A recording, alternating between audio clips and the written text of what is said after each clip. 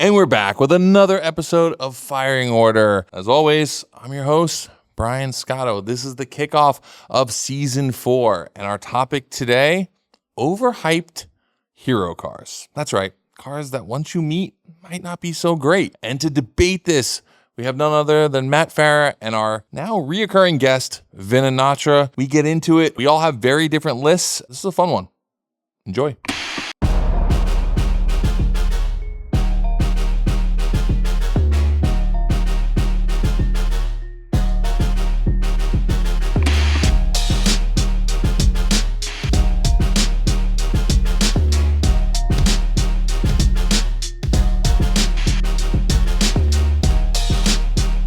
Welcome, boys. Welcome back, Vinny.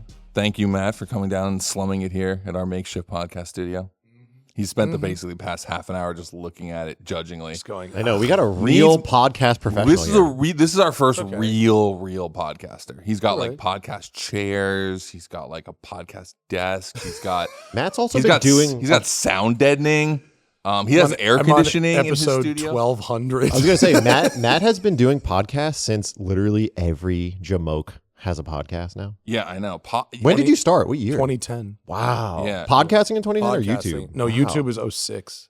Oh, that's right. Your he's YouTube story is 06. insane. Bro, My he YouTube's- is an OG YouTuber. My first YouTube videos were in 240p and shot on cassette. And not monetized. And Pre-monetization. DMCA. Yeah. You cannot file a takedown for my use of Pearl Jam in that video. It's still there. Wait, is that grandfathered in? Yeah. It's pre-Digital Music Copyright Act. Wow. I was using Stone Temple Pilots and Pearl Jam and shit in But that videos. was when yeah. YouTube was great, man.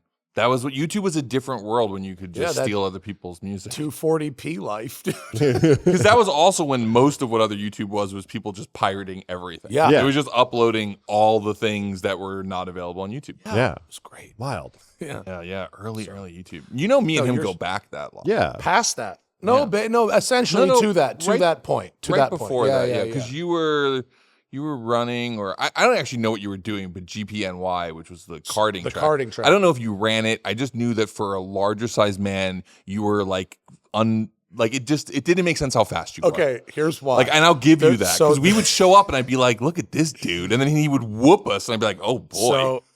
So I was the fastest fat guy in there. So Grand Prix New York opens. It's the best go-kart track in the area. I used to go there too. I It's played amazing, right? So Nat Mundy, who started it, hired me to make a TV commercial for them in like the first month I was making YouTube videos.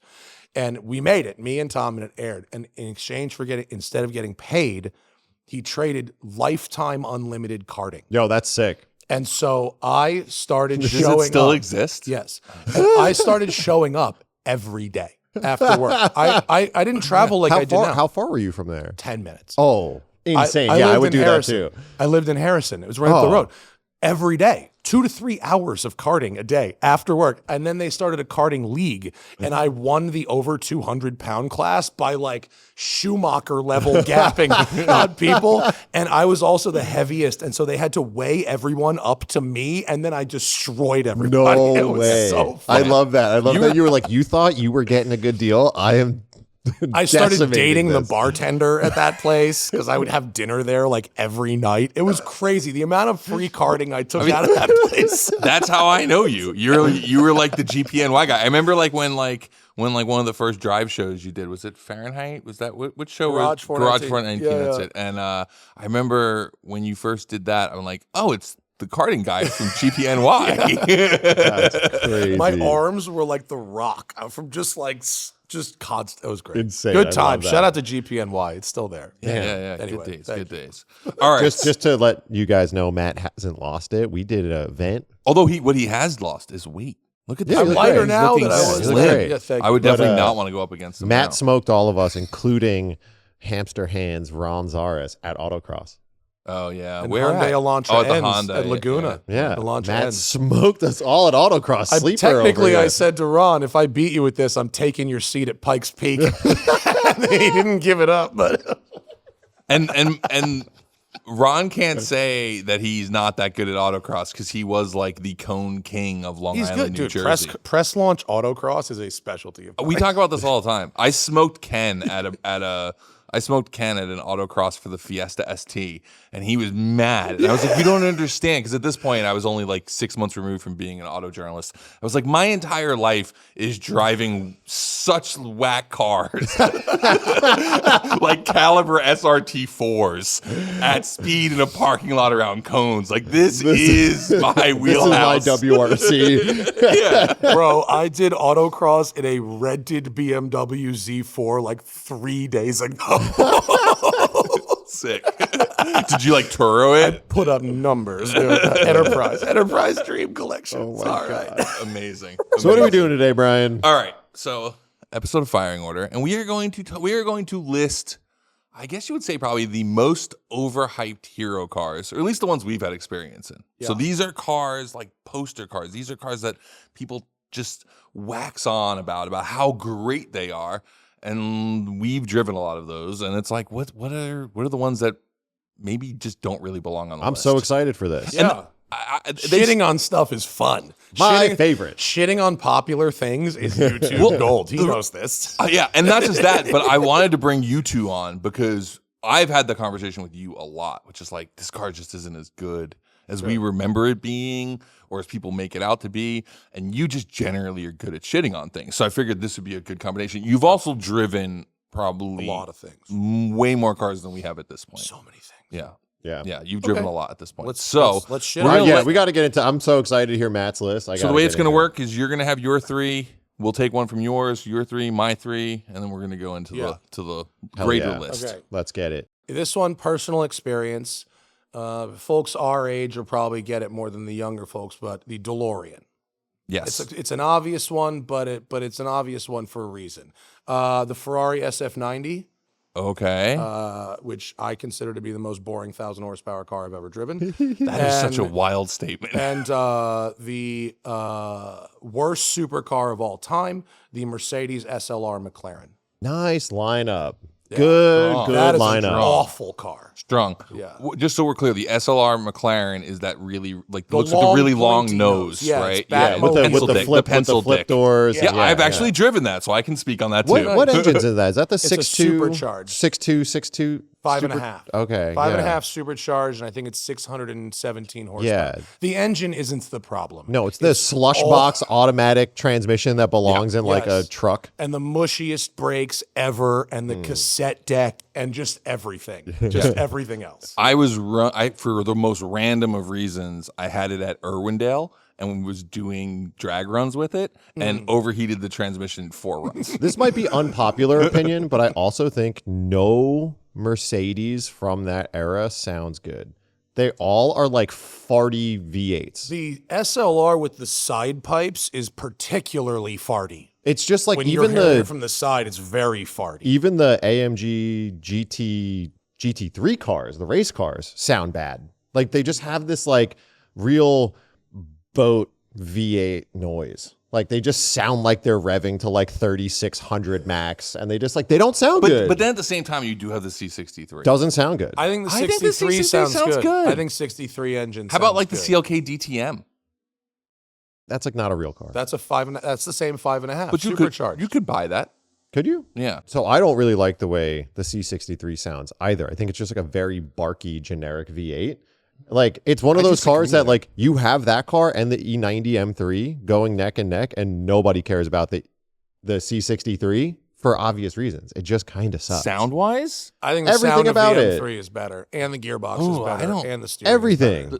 better. The Mercedes has like one good redeeming quality, which does is that burnouts. it does burnouts. It's that's Very good yeah. burnout. it does Really- burnouts because Mercedes cheaped out and put a wide body front end, and then was just like, nah, we don't need to do the rear. Enjoy your 235s on the back. That's true. There's- You That's know? true. There's That's truth true. there. That Yeah. car to That's me true. is just as whatever as it gets. Like you Well- got it because you were like, I don't want a BMW because I'm not a BMW guy, and then you get some lesser junk. I don't think it's for like I don't think you could shop the two of those cars in its era because the M3 was just a better performance car. The E63 is a better like hooligans car. Like it's For the good record- for shitheads. For the record, I brought up a specific make and model of car, and you guys have just We're branched generalized out. across not just that engine in other cars, but like the whole range of models that this company has. So you haven't listened to this show, have you? Right, all right, cool. We I don't just know. wanna know. Remember when you said you don't know about anything? I You're didn't. dealing with real idiots here, okay? I was All right, thinking. so All right, pal? make your argument on the long dick SLR. On why it's overrated? Yeah. Okay, it's my But argument. do you think it's a hero car? Yeah. For some Are you people, kidding? oh yeah. Really? Oh, okay. It's got doors that Dude, fucking do and this, you know? They're like investment grade for some reason. They're appreciating in value. You know and what? I don't know why that is. They shouldn't be because they're not good. You know what I would rather talk about? The SF90. Wait, Okay, but I you want to can. get let's finish this one out because I actually think that hip hop had a lot to do with the production of that car. Because that car was like a rapper's cover car. I know this because in that era, I worked in you were rides. covering I was rappers. covering rappers in that kind of Yeah, car. Like it just looked cool. It did and sounded cool. The Right. doors opened the right direction for rappers. Sounds It like was- that's where it ended. It And was like- like super. It was supercar theater if you were really just driving it in Yeah. traffic most of the time. It did start the turn of supercars that needed to be daily driver Yeah. cars, which is like makes supercars worse. Yeah, Actually, 100%. Do you remember do you remember when that car came out? They tried really hard to tie it to the Sir Sterling Moss story. yes. Like that was like everybody who wrote about it. Okay, like, was counterpoint. mentioning The that. version that has no windshield is good. Oh, really? Is good. Yes, because there's just a silly amount of theater and it makes the car like worse enough that it's more special. So what you just said is really interesting, and I think it segues well to the SF90. Is like making a supercar more dailyable makes it worse. Yes. So that's why I'm like really interested to hear because I've never driven one of those, but I have literally no interest in them at the all. SF90, yeah. Yeah. This is probably going to be problematic because I'm going on the launch for the 849 Spider in like 8 days. So if I crap on the predecessor of this car on this show and it goes up before the 27th, this may be problematic. I think you might just miss it. This may be problematic. Well, you don't have to tell us why. look, the SF90, and I drove it 3 years ago when it Wait, came and out. let me preface this by saying you're not the only person with this opinion, and here's how I know. The prices of SF90s went from like near $1 million to like $200,000 in the last year. Yes. So if you bought one new, you got absolutely hosed. and then if you bought one secondhand, you got even worse woo, hosed. yeah, they like surged in price and now they have crumbled. If you bought an SF90 in 2022 on the flip, you are deeply upside down. Like 2x. Yeah. So forget the values. I think reflect that the market realizes this isn't a great car. Yeah. It's just like it's what Ferrari thought everybody would want, and it is what people want from a Bentley. It's not what people want from a Ferrari. It's a Newport Beach Ferrari. It's meant for heavy. like traffic and It's like meant for traffic. It makes 1,000 horsepower, but deploys it in a way that is not particularly interesting. And in fact, the less powerful 296 in certain situations will beat it in the quarter mile. The 296 came out afterwards for half the price, and if you aren't like literally an expert, you cannot tell those two no, cars I wouldn't apart. even know. I mix them up sometimes, and I am an expert. The hybrid system is very finicky, and Ferraris are already known for kind of that. Although they had largely solved like the 458 range of cars is incredibly 458 to 488 to F8. Like those are reliable cars. Yeah. They're not just in the context of Ferrari. Those are like objectively very reliable Yeah, cars. you can daily drive those Yes. and it's great. They have tons of miles on them and they work fine, and they don't like the iPhone connectivity is the biggest issue that people have with those cars. which is fine. I'm okay with that. Okay. Yeah. But not these. These are issues. And so it's heavy. It doesn't feel athletic in the corners the way either an F8 or a 296 feels. It has electric range, which who the hell wants to spend $800,000 on a Ferrari to drive around an electric, which, you know, we'll see soon enough what happens there. But it just doesn't do the thing that I want from a Ferrari. You have to pay a huge amount of money for the privilege, and the resulting car is very, very disappointing. And Which is interesting because I felt like slight deviation from the topic, but a lot of these modern supercars Think like MC20, 296, all these cars. I'm always like, if you blindfolded me and I drove them or I was in them, you couldn't tell the difference. Like they all are like precise, comfortable, fast, but like they have no personality. They're just like fast car. Last week I went through Road and Track's listing of like the fastest hypercars that came out in December, right? I didn't recognize the name of half the cars on the list. Right. And now you live in it, right? So like you're living in it. I probably would at least recognize them, but yeah. No, but like you live in the business of it. And when I was a journalist, I knew every spec of every different supercar.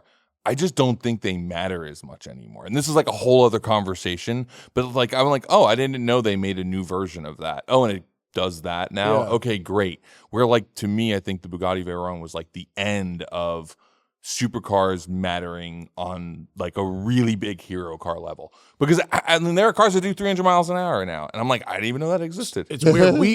I think that kind of like you, whereas like I'm not that interested in this car goes 300 instead of 290. You're way more interested in the supercars. I mean, have you seen the shit boxes I drive? No, I know. I am, but more importantly, like, despite what the three of us old people now think, like, kids under 21 are obsessed with hypercars. Like they just are. The way that you and I were obsessed with whatever the craziest stuff was when we were younger, like that hasn't actually stopped. Nice. We've just become our parents.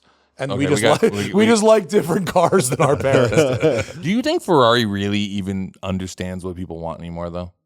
And I know you're about to walk into a Ferrari. No, I mean press. it's interesting. Like there's so many things happening at once. You have like the Luce, right? The electric car. Yep. Like they had to start developing that like many years ago. So it's not like they decided 6 months ago to build an electric car. And so whatever, at the time they started developing that car, Lamborghini was going to do an electric car. A bunch of all these people, Rimac just came out and was going to be, you know, a fancy, fast, hot, expensive electric car 5 years ago was gonna be the thing. They just didn't pull the ripcord. So you're thinking they looked at the Tesla and said, somebody wants the Ferrari version of the Tesla. Yes. And I could see that. And I also think like thinking about the luxury car side of it, because prior to the pod starting, we were talking about how we're all getting older and like want more comfortable project cars.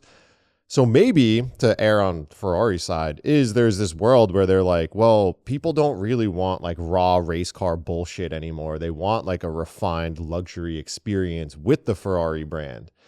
I personally think that like if you're buying an SF90, that's like, it's not like you have a daily driver and an SF90. You probably have like a daily driver, another like an M3 and an SF90. That's a third or fourth So car. it's like a third or fourth car. Yeah. So I still am in the camp that like I'm with you. Like you're buying a Ferrari sports car, $800,000. That thing should be a race car for the street with some refinements. And I mean, look, to Ferraris, like to give them the benefit of the doubt, right? Like let's say the idea was sound if the execution fell short. Like the Lamborghini Revuelto, I think, is like kind of better than the Aventador in the way it uses the hybrid and stuff like that. I think some of Porsche's hybrids, like I'm not like inherently anti-hybrid. Like it can be done in ways that work well.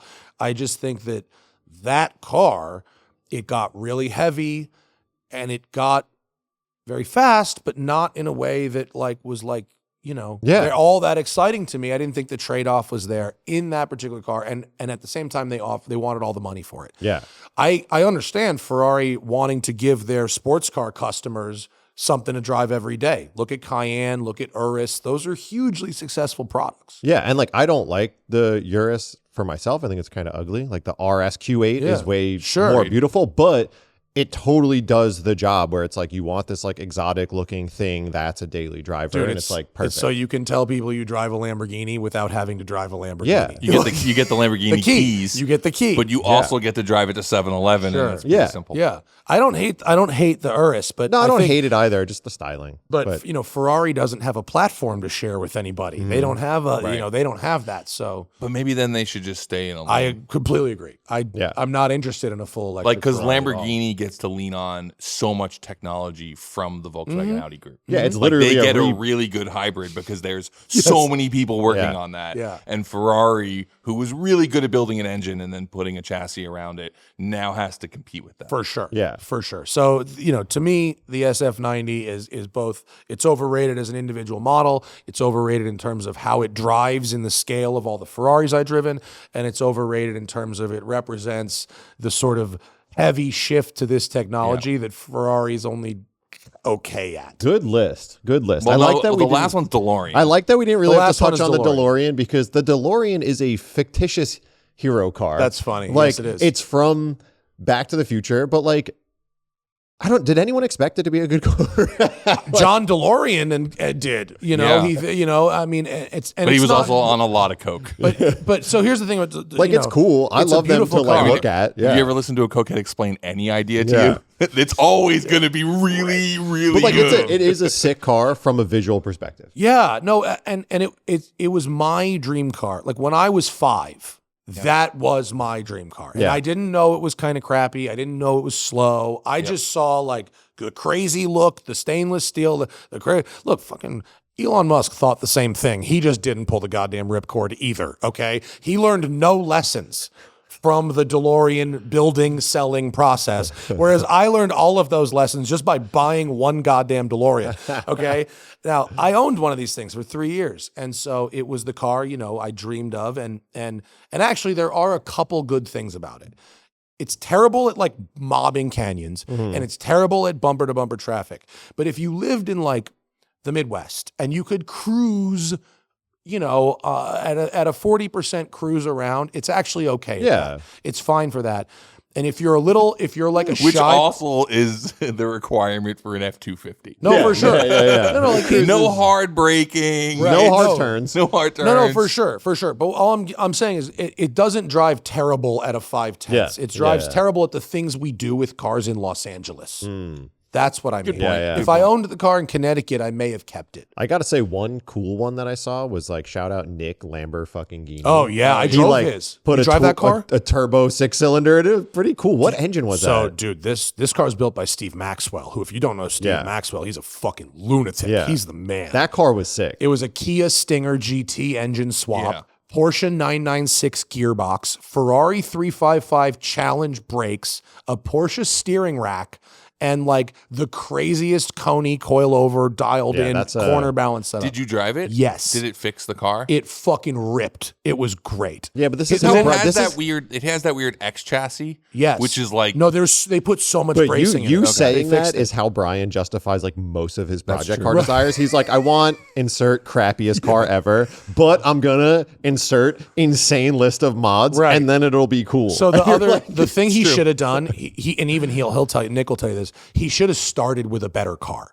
He bought a crappy DeLorean. you mean a better example. Right. I A was better like, example. well, then it wouldn't be a no, DeLorean. I mean That's a what I was better. thinking I too. meant a better example. But you know what though? I was just saying this to someone recently. Is like I learned that lesson the hard way multiple times, and Yeah. that I will now, if I'm gonna do a project car, I'm gonna buy maybe not the nicest one. Like I'm not gonna buy the most expensive one to take it apart, but buy a pretty nice good one. car and start with it because starting with a crummy car is so hard. to make it sucks. nice. So hard. I'm dealing with it with my Supra right now. I bought an original owner twin turbo Supra with low miles, but it was like neglected for a bit. Yeah.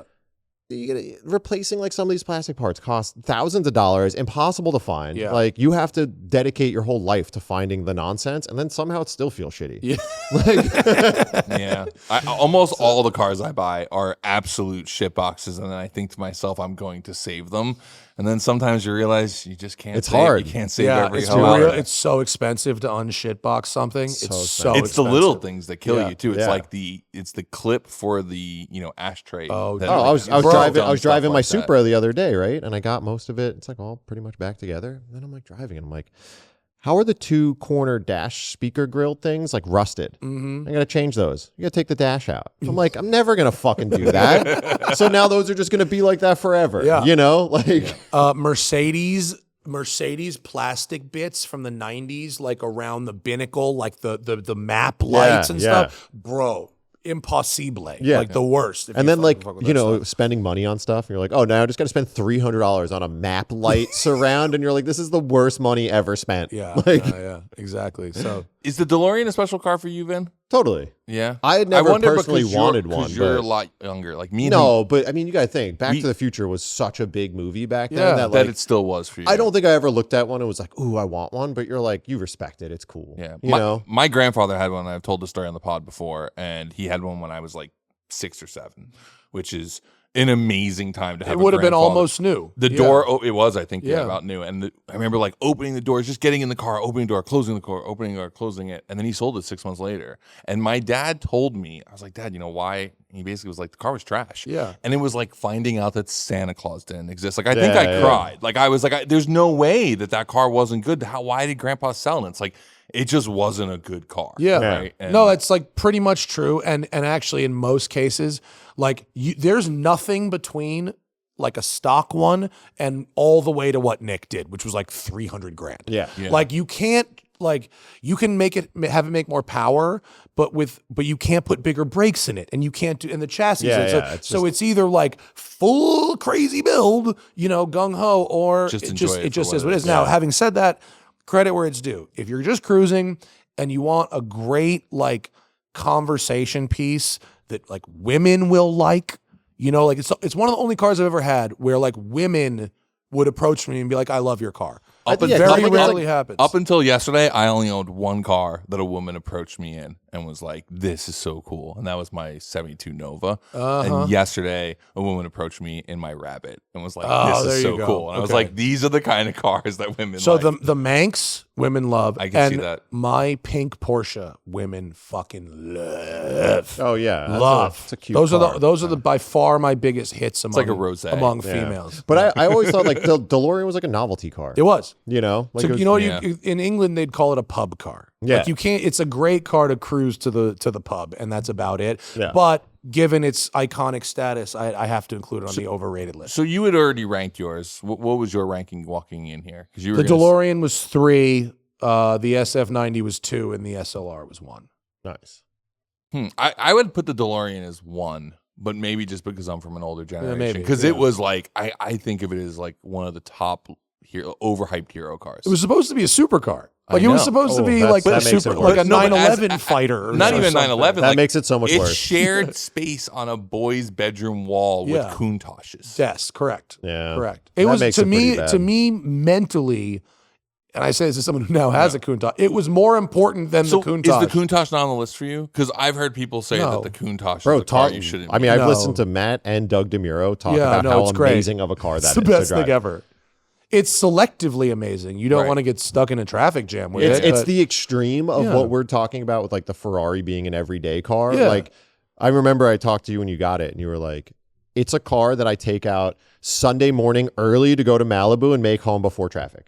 Yeah. Like it's a very specific car but like to drive. it's a really good highway car. It's extremely comfortable once you're. It's awkward to Yeah. get in and out of. Once you're sitting in, it's very comfortable. Has a beautiful ride. It makes a great I was sound. gonna say, it sounds cool. It has like, dude. The trunk. I can fit a full weekend of luggage for 2 people. I took it to Santa Barbara for the week. It's fabulous. that's sick. And That's wherever epic. you go I'm- with I'm- it, you're the winner. I'm You s- have one.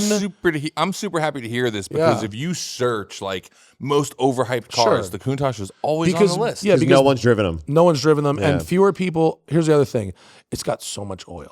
It's got like 12, 13 quarts of oil in it. Weird flex. It takes but okay. like 30 minutes to warm it all Yeah. up. So when it's like ice 911s. cold, it's clunky. Honestly, you the gotta really warm. 360s like that too, though. Ferraris are like Yeah. that Dude, also. it takes 30 minutes to get oil Yeah. temp in the thing. I'll the drive it for transmission half takes an hour and it won't be warm. No, Yeah. a Countach that's driven regularly and that has been warmed up should be pretty slick and nice. The steering's light. It's a beautiful thing. I don't think it's overrated at all. So what do you think tops the list for his most hyped? You know, I was gonna disagree, but I think DeLorean being one makes sense because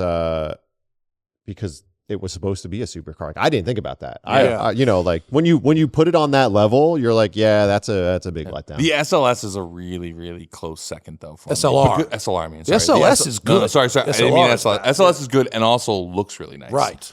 The problem for me with the SLR is I never thought it looked good. Yeah, I don't think so either. Like it looked really. It's very it was much very of the phallic. George Clooney Batman era. It was very George Clooney. It was definitely that. It was very phallic. Like And I'll tell you what, I interviewed Gordon Murray, yeah, the G'est of G's. He hates it. He hates it. He has deep personal involvement with this car, and he was like, ugh, not that. And I don't need to love everything Gordon Murray loves, but if he hates it, it's bad. Yes, I love that. Yeah. So are you happy with the DeLorean moving forward as the top of your Sure, list? Would you sure. fight that? Sure. No, I won't. I will not fight that. The DeLorean is a good one. I think the SLR could very much come back at the end of this conversation. Okay. But Let's hear Vince. Cool. So I broke my list up into 3 groups. 1, childhood dream car. okay. 1, a car I think everyone agrees that they love. And then modern disappointment. Okay. So childhood dream car, this is how you know I'm a piece of trash. Grew up with this on my wall. 3rd gen Camaro IROC Z. IROC Z, dude. Yeah. Second car, personal experience. I've owned it. Matt may disagree with me here. One of the most overhyped cars I was really let down by. NA1, NA2, Acura NSX. Shit, that's my number 4. Nice. Yeah, it's I knew that was going to be on your list Yeah, because yeah. you and I have talked about that. Modern car that I was really excited for but disappointed. You had just mentioned it. Lamborghini Revolto. Oh. V12, new, modern, super high. Is that a hypercar now? I don't even know, Yeah, but somewhere, whatever you want to draw the just line. like Sure. lacked soul. Didn't like it. It didn't do anything for me emotionally. That's my list. Which one you want to get into first? I mean, the IROC Z because it's easy. What's hilarious is you had a poster of that. You guys will love this. He was Italian, of guys, course he I did. went to the Jersey Shore almost every weekend because my grandparents had a bungalow there. I played a stupid boardwalk game and I won a prize. And the prize was like they had like car posters, and I was like, I want that one. Red IROC Z T-tops parked on grass. That was my ultimate dream car as a kid. Parked on grass. Yeah. The Boomer poster. Woo. I Boy. got. And then I got one for free. a car. My dad The works. car? Yeah, my dad works at a Chevrolet dealership, and this old couple turned in a 3rd gen Camaro. How old were you? IROC. I was like 20. Okay. No, I was like Cool. 18. Great time. They to own an they IROC. turned that in for a trade-in, and it had like 3,000 miles on it. And Sick. the dealership offered them like $500. And they were like, you could just give it to like someone who needs it. And at the time I was building the motor in my GTI. So my dad took it, and I was like, I'm a daily that shit. Yeah. Dream car shit. Drove it. It was the worst, wackest, shittiest car. It was automatic. It was an automatic with the 350. Oh, yeah. Okay, yeah. So Horrible. I think actually the styling of that car has begun to age well. Oh, I agree. We did one at Hoonigan the for one the you did at Hoonigan was 632, awesome. and it was So incredibly good. cool. And I think they can be made to drive pretty good. Like With- not with some amazing, work, I but, bet like, you could, pretty yeah. good. but you're basically back halving the car. For sure. Oh, for sure. I think with like a QA1, Styling, yeah, they drive the stock. They drive like straight trash. QA1 and Detroit Speed make a lot of cool parts for it. You could Yeah. probably make it a pretty nice handling car, and you put like a newer LT4 motor in it. But then you're talking, you got a $200,000 bill. Yeah. You know, like that's a pro touring build. yeah, at that you're no point. longer Yeah. like in a 3rd gen Camaro. So I would much You're like rather. the Detroit Speed one drives really good. You're Yeah. like, yes, because you're driving. all it needs is like rack and pinion steering, dual A-arm front Holy suspension, all new arms Dude, in the oh back, my a God. different motor. IRS, but Yeah. whatever. Yeah. Sidebar: the A first D-strokes LS. the first C3 Corvette I ever drove was the Detroit Speed like autocross car. And you were like, oh, this is good. I was like, I'm gonna get me one of these. Imagine my surprise when I Yeah. tried an actual 71. I was like, the fuck is wrong? Somebody texted me the other day, and they said, "Man, I just saw a real Javelin in life, and I've only seen with the Ring Brothers Javelin, which I've driven as well." And they were like, "Man, that's a very different car." yeah, that's not the same thing. That's like being like, yeah, I love air-cooled 911s. Like the Gunther Works car is so good. You're like, yeah, go drive a G-body. Like that's not the 82 same SC. thing. Yeah. Find third gear and call me. Imagine like your first experience in air cooled was a Singer, Yeah, and then you just got dropped off one day in a G body. Like, Yeah. what is this? No. I took someone for a ride in a DLS not long ago, and it wasn't his first ride in an air cooled, but it was like Yeah. one of them. And Yeah. he was like, wow, this is really something. Like, this is $3 million. The price tag is like 3 million, not 100,000, $3 million. This is worth more than all of our houses put together. Like, by the way. Insane. So, yeah. But then the car for me, the NSX, I think is a really like interesting one because I know you've had one. You owned yours for quite like some 3 time. years I had mine. I had mine for like 2. Yeah. It is actually an amazing car to drive. I pretty much daily drove mine. I drove it to Santa Margarita a bunch. I drove it to Vegas. I put a lot of miles on it. I thought it was a great daily driver car. I thought it offered a horrible, fun driving experience. I probably took it to the canyons 3 times, and I was like, this is the worst car for it. I actually completely agree with you. It's a fabulous road trip sports car. Yeah, you got to go on a long trip. It's a grand tour. Yeah. It is absolutely grand tour. The brakes and the steering in the canyons are fucking heinous. And in these cars. the gear ratio bad. You had a 6-speed, I had a so 6 it's a bit speed, better. and I had more torque. I had Yeah. a 3.2. The steering ratio, which is like 3.9 to 1, dude, it's a terrible thing to steer. It's just a terrible thing to steer. And so, when you want to do 1 million miles on it, here's the problem: if you've got a great NSX, like I had a great one. Yeah. I don't know, 5 low miles are crazy money. Really? On a 'cause low mile car. What'd yours have? I bought it with 17,000 miles on it, and I sold it with 21. And Yeah. if I had sold it with 19, I probably could have stacked 25K on top of what So like, I hate cars like that, by the way. it sucked. Yeah. It sucked that The mileage prison is the lamest thing you could be sucked in. because Yeah. it was nice to drive, but not like mind blowing. You want to hear? It Okay. was just pleasant and But do you pleasant. think that's why they have so many high mile ones? So Because if it's you- actually just an easy. Yeah. If you buy one with a bunch of miles and you put a bunch more, miles are cheap because the I bought maintenance mine is cheap. with 115 and I Yeah. sold it with like 130 and it was great. That's the same. Like- But if you buy a low mile one, Yeah. miles are very, very expensive in terms of Yeah. retail. So And the that's why I got rid of The it. funniest little tip on that, and this is what like broke mileage for 90s cars for me, is I bought my car. I immediately sent it to a shop. We did an engine out service, timing belt, water pump, all the stuff, blah, blah, blah, right? First big road trip on it, take it up to this versus that, drive it up there. On the way down, my Speedo stopped working. So I'm like, fuck. So I call the shop and I'm like, hey, Speedo stopped working. They're like, oh, just swing in. We'll just swap it for you. It's super easy. It's like right on top of the transmission. So go in. They're like, yeah, we have one here. We'll just swap it. And they're doing it. And they're like, surprised you even want to change it. I'm like, what do you mean? Like the Speedo doesn't work. And they were Neither like, does the odometer. they're like- and they were like, exactly. most guys unplug it when they drive long distances. And it clicked. Because That's when I was crazy. looking for Wow. when I was looking for Fucking hate this NSXs, shit, dude. when I was looking for NSXs, I remember I Carfaxed one in particular, and it was bought like 8 years ago by like a dude who's not a collector, just like a dude. And it had like 60,000 miles. And then every year or like 2 years when it would get smogged, it would have like 300 more miles on it. And you're like, you really only drove this car 300 miles a year? And I was like, oh no, you literally pop the hood, you reach in and you just unplug the fucking Speedo sensor and the car drives 100% normal.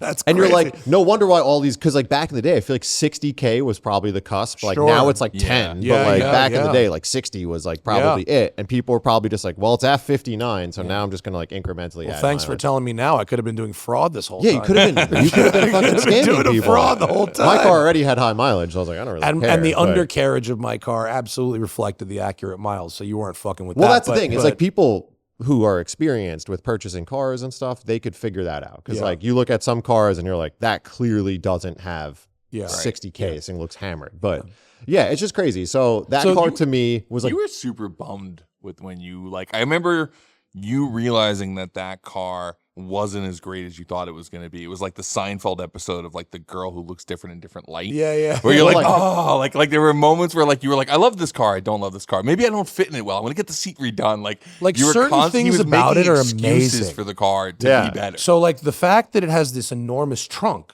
is amazing. Yeah. The fact that you can take the top off, was yours a T? No, Mine's mine's a T. 91. So you could take the top off mine and it goes on top of the engine. So it doesn't, Impact the trunk? Doesn't It's- impact the trunk. So you can go on a full road trip, top up, top down, all your luggage, no problem. I mean, certain packaging and ergonomics things about this car. Looks great. And at one point in 2023, I had a Ferrari 328, the NSX, and my 718 Spider all at the same time. And you could draw a straight line to those cars. Yeah. The Japanese guy said, okay, this, but good. Yeah. And then the Germans said, this, but good. And so I started realizing last year, why am I taking miles away from my Boxster where miles cost me fucking nothing and driving this substandard experience NSX where miles cost me a goddamn fortune? Let's fucking dump this Wait, thing. your And Spider? Yeah. You think miles cost nothing? my Spider miles cost nothing. Why? Because I mean they don't cost much in terms of depreciation. Oh, because the car is just going up. So it doesn't matter. My specific car, I believe I could effectively. Now I intend to keep it for a very, very long time.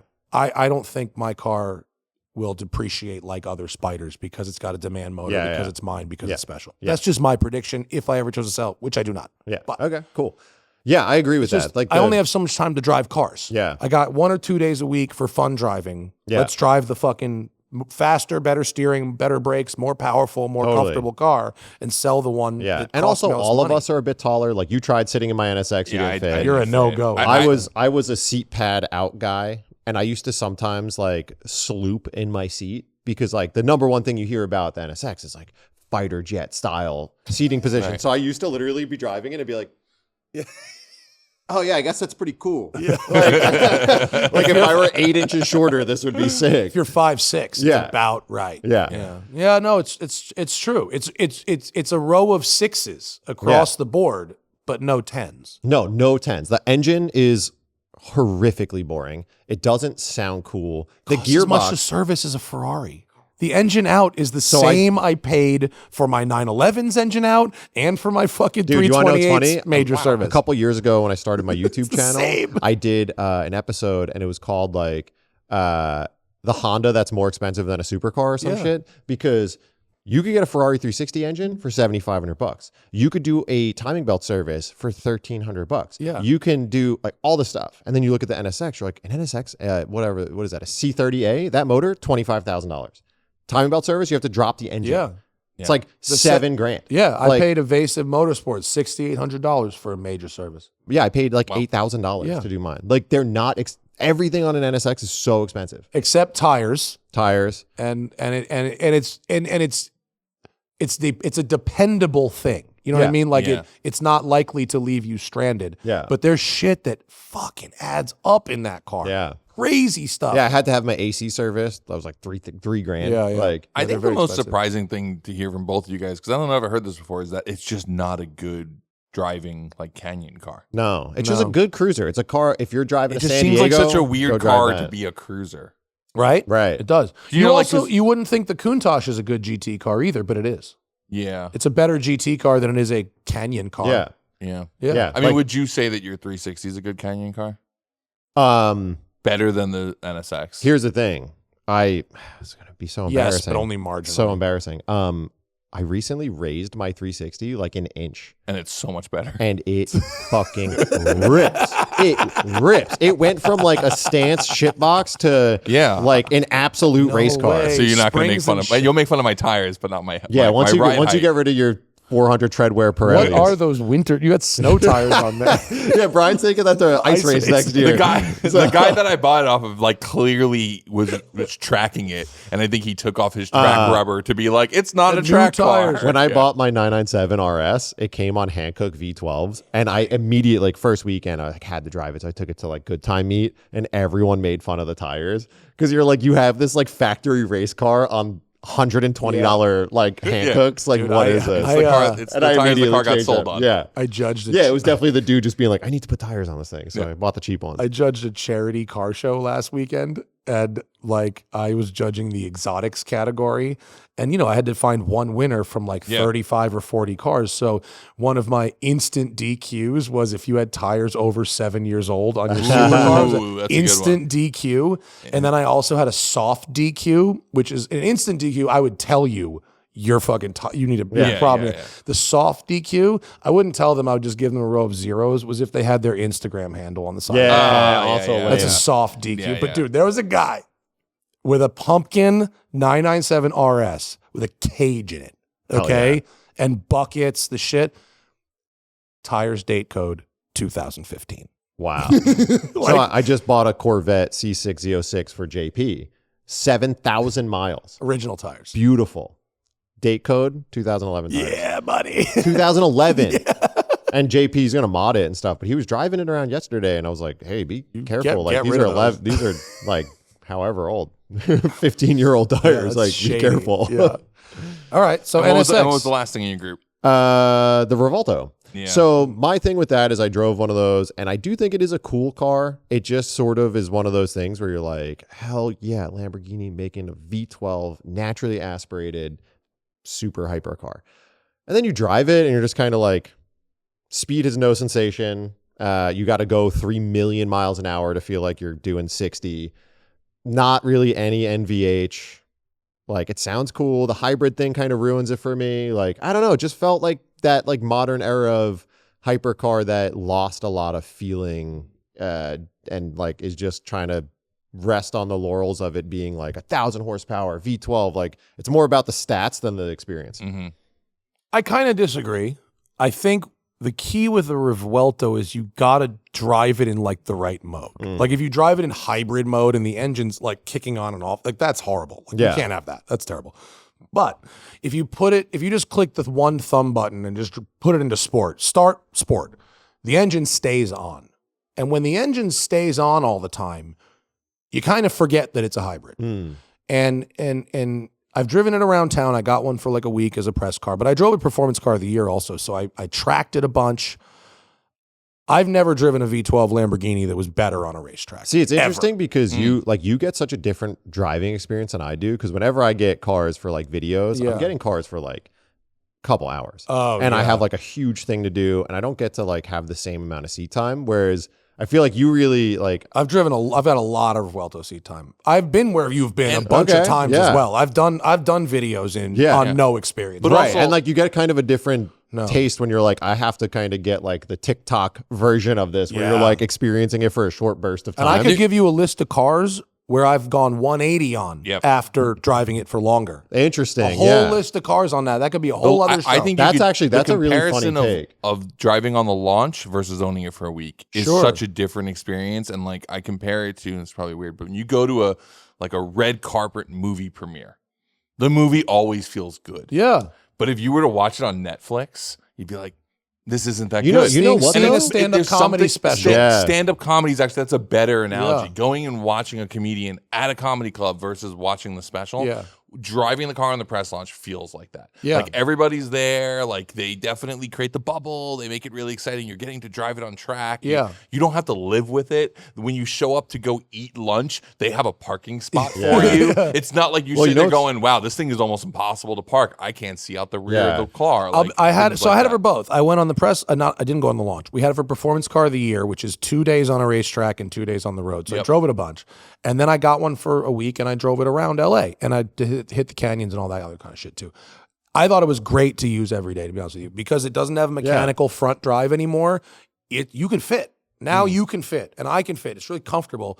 And like I said, if you keep the engine on, which it's easy to do, you don't notice so much that it's a hybrid. You don't have to plug it in. Right. It's not a plug-in hybrid. The funny thing about that, like, you only drive it in like a set situation is the other day, I forgot that I had driven the Gunther Works Turbo because I got to drive it. It's an easy one to forget. So it's one of the most fun cars I think I've ever driven. And they were like, oh, you could take the car for a week. But then something happened and it ended up just being like I had the car for the day. Yeah. And we were shooting and everything. And I like just completely forgot. I was like, wait, how did I get to that spot we shot beauties out? Like, did I drive it on the highway? Like, I didn't even remember. Yeah. Because you're so like consumed with making content and stuff. And like, you could easily overlook a lot of stuff when you're just driving something for this like basic intended purpose. Was that the orange one or the silver one? So I just drove the new one, the slant nose one. Insane. I actually included it as one of my lists because I think I think they've gone too Have far. they jumped it? They've gone too far, and they need to dial it down. The orange car was Interesting. beyond psychotic Yeah. and the limit of what my brain can process. Right. This is too much. Wow. It's Okay, too that's a much. fun thing to talk Yeah, about. it's too much. It's not. It's just. I drove it for 2.5 hours, 3 hours, and I went straight to bed afterwards. It's just exhausting. It was so tiring. Yeah. And I could see that because I drove the orange one around and it was like mind-blowingly fast. And like, you know, modern day Motec and stuff has sophisticated TC and all this. So like it puts it down. It's not soup, but you have to be like It's terrifying. attentive. Yeah. It's Yeah.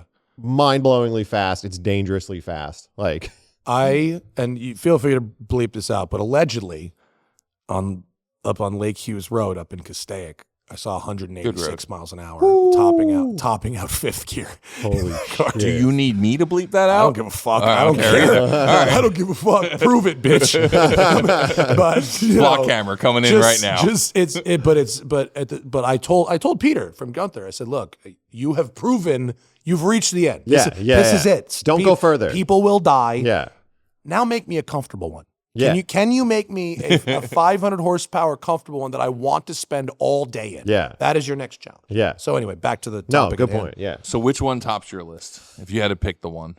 If I had to pick one, I think it would be the NSX because I think it's the most widely desired car. Like you talk to people and it is a absolute hero. It is the poster car. Yeah. Yeah. I mean, and they're universally considered great things. Yeah.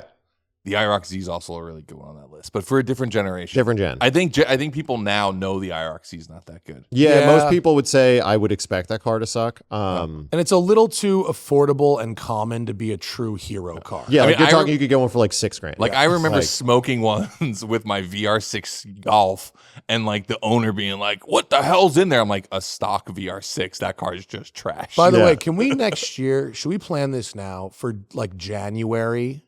Can we all go to Barrett-Jackson for like the first 2 days where Yeah. the cheap shit's Yeah. been Oh, with I like like that. with like 15K and Oh, you yeah. have to spend it all And drive it back. and drive it home. I like that as an idea. Yeah, dude. Bro, you have I to buy went last something. year, dude. Yeah. There was C4 ZR1s for Yes. like 20. Dude, like 20, 21 I saw a grand. Mustang, the SN95 was like the Cobra R sold for like 20 grand. Yeah. And you're like, what the fuck, a Cobra R? You know what I almost bought last week, but stopped myself. Thank God and didn't. Terminator I found a Celine S351R Speedster with Wow. like no miles on it, but they wanted all the money. And Yeah. I stopped didn't I text you about it? Was it you I texted? I don't think so. I texted I would've some. told you yes. I texted some. Not when I told you the price. No.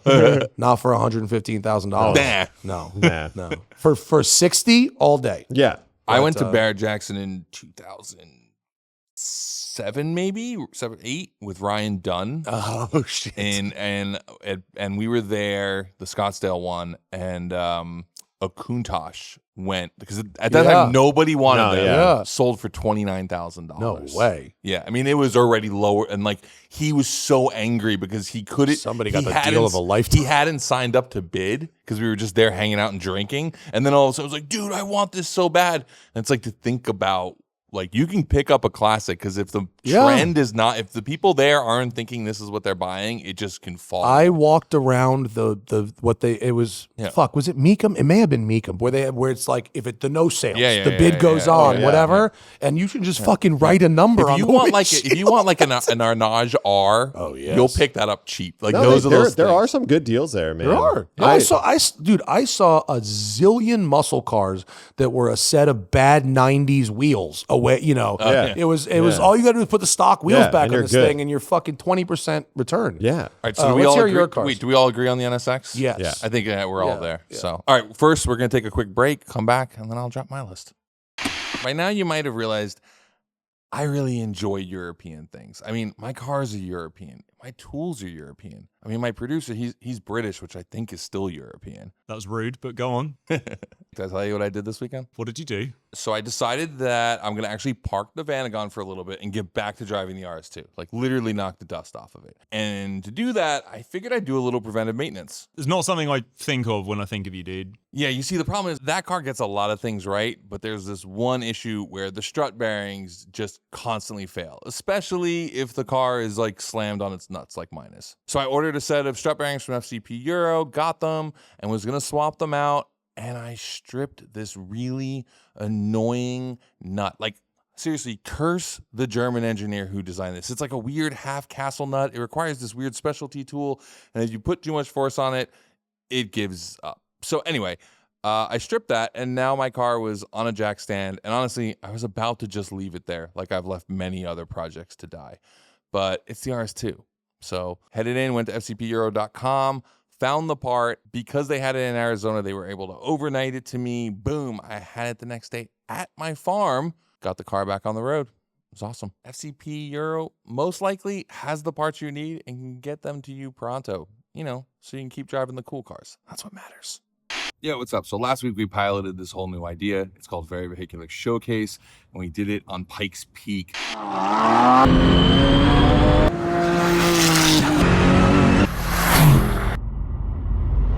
Unfortunately, we uploaded it pretty late on Friday night, so I think a lot of you might have missed it. Go check it out, because we put a bunch of work into it, and we want you to see it. That's all. Now back to the show. Let's hear Brian Scotto's I am so nervous. top 3 disappointments that aren't Vin Anatra, Ron and Hoonigan as a company in general. Well, and that's the Nice. show. That's the show. I like Matt with the fresh weed. Coming in hard on that one. Well, my list sucks now. My list, in no particular order. The R35 GTR. Oh, good one. The E30 M3. Also a good one. Boy, are you fucking And two last, bangers. the Fox Body Mustang. And the Fox Body Mustang, for me, Interesting. lives in the same world that I think the Camaro does for him. And the thing that was sort of tied for that position, but I kept it out because I realized that you guys might not have experience in it, is another Ford product, which is the Escort Cosworth. That I thought would, like, as a kid, I grew up loving that car, and then I got to drive it, and it was not good. Not that great. It wasn't even like not Yeah, that good. Like yeah. it was less fun than like a Mark III VR6, Yeah, which like- like I'll admit isn't that good of a Yeah. car. No, I think if I have a vote, I think that the Escort Cosworth is more disappointing than a Fox Body. Because it looks crazier. Yeah. Like it looks like it's going to be more because special. it's like it was unobtainium for Yeah. us. It was exotic and Yeah. foreign and Yeah. rally. Yeah. And blah, blah, blah. All right, so you want me to have that in my list instead? Is that because I you would- once owned a Fox Body? No, but you I spent a did. lot of money on a Fox Body. It takes a lot of money to make a Fox Body good. I'm not gonna argue that the point. Fox Body was where I grew up, like the hero Yeah. part of Yeah. like street racing. Yeah, I mean, but stock, they kind of They suck. A Fox Body is a fabulous starting point for a fun build. Yeah, it starts with the Italian flag on the back left Yeah. corner, and then you go. Yeah. You Yeah, can do it. E-Cam Yeah. and a P1SC. E303 and Flowmasters, Yeah, baby. dude, Let's that's it. go. Running bigs and littles. Yeah. On the Belt Parkway. Slicks and skinnies, You bro. gotta have the well drag lights. Fuck You know, yeah, like- dude. American racing, Yeah. 5 stars. dude. Yeah, you I got was there. Yeah. Running 15s, bro. Yeah. I got my very first street race, my only street race, really. Got lined up on my fucking SN95. My mom wouldn't let me have a Fox Body. She made me get airbags. Yeah. My friends all had Fox Bodies. I lined up. Had never really heard much about the Eclipse GSX. Oh, boy. yeah. Oh, boy. Hell yeah. Learned what its taillights looked like. Yeah, that thing was impressive in No, that but the era. Fox Body is good objectively because it is the smallest muscle car. And having a car that's I still- physically small but sounds like a muscle car and that you mod like a muscle car is I will objectively say good. a You know what? toxic trait of mine is finding clean, either Calypso green Yeah, of course. or Of course. that ugly ass tan notchback Mustangs and like asking them So, if it's still available for because I me- want one so bad, but like I Calypso can't green. bring For me, it's myself to buy Calypso it. grain GTs or cop spec notches. Yeah, So mine was which an yours mine was a yeah. real Your SSP. car was so cool. Yeah. Yeah. Yeah, someone tries to sell it back to me about every 3 years for more than I paid. I love that. Yeah. I mean, hey, everything goes up, you know? I think the problem for me, though, No. is But you know what? That's a really good like kind of way to think about it. It is the last of the original muscle cars, which is like base. They're not that good. Yeah. But they're a good platform to throw a ton of money at. Yeah. Like that I buy. It's like a Lego car. Yeah. Yes. You know, like you have to mess with it for it to be good. But honestly, and I know you said you had a category, so every 90s JDM hero car sucks stock. Yeah. Well, Modified, cool. You stock the sucks. RX-7 FD is like pretty good stock, actually. But the rest of it them livens up a lot with sure, stuff. The Mark IV Super was this close to being on my list. Because I drove it for the first time in like, I don't know, 2000. I have a bone stock one right and now. I just was so unimpressed by it. And I thought it was going to be like a hero car. No, they're no good. I have a 100% stock Mark IV Supra twin turbo, and it was automatic at one point. Yeah, and it like automatic. It was not a car. It wasn't even worth. It's a Lexus. Actually, I cleaned it up. I like restored this thing, and then I never drove it because the automatic was so trash. And now it's V160, and it's which one's a V160? The like OEM 6-speed. Oh, that's the good. That's the hard to get one. The good one. The very expensive one. Yeah. Random hot take: the best of the golden era JDM cars are all the front wheel drive cars. In terms of the experience you expect versus the experience you get. I disagree. Like Skyline, like the Skyline is the shit. Let's maybe remove that one because I think because that's going to get into my R35 conversation. But maybe say U.S. cars you could get the Japanese 90s era cars. Yeah, the sport compacts. The are dope. Super was expected to be like I think all of those cars. The NSX we've already talked about that. Yeah, I think like DC2 Type R out the box. I was going to say the Integra Type Civic R. SI 99. See, that's my point. Like you get into those cars and they're actually really really good. Because I think your expectation for them isn't to be what you thought a Super was going to be. Yeah. Supras weren't anything to me until Fast and the Furious. I had rich friends in high school that drove Mark IV Supras brand new. Wow. And like they were nice cars, but they weren't the thing that they are now. See, for me, Super was like the first big horsepower cars that I was seeing in New York. Like 500 horsepower Mark IV Supras. Yeah. It's like, so those were the first really fast cars I got. I think I was just probably focused on Mustangs at that time. Yeah. So, it's just like, who are your friends and who are my friends and whatever. So obviously my friends were trashier than yours. Let me rewind back to the R35. So you may not remember this as much, Vin, because you were a bit younger, but like the buildup and the hype for the GTR, the new GTR coming, and the first GTR that America was ever going to have was like it was massive. It was massive. And then it finally landed, and I got flown out to Reno Fairy to do the first U.S. launch. Reno Fernley. Oh, R.I.P. By the way, what a fantastic racetrack. R.I.p. It was no longer with us. It was really a motorcycle track. Yeah. But it was super tight, really fun, had that banked section. Yeah. And it was right outside of Tahoe. I did my first ever wheel-to-wheel race there. Oh, really? In 2010, yeah. You know the track still exists and it's for sale. No way. Or it was for sale for a while. Yeah. Let's get in on it. Yeah. Let's go. But amazing, fun, like technical track. But anyway, they did the launch there, and I've never wanted to like a car more and not like it.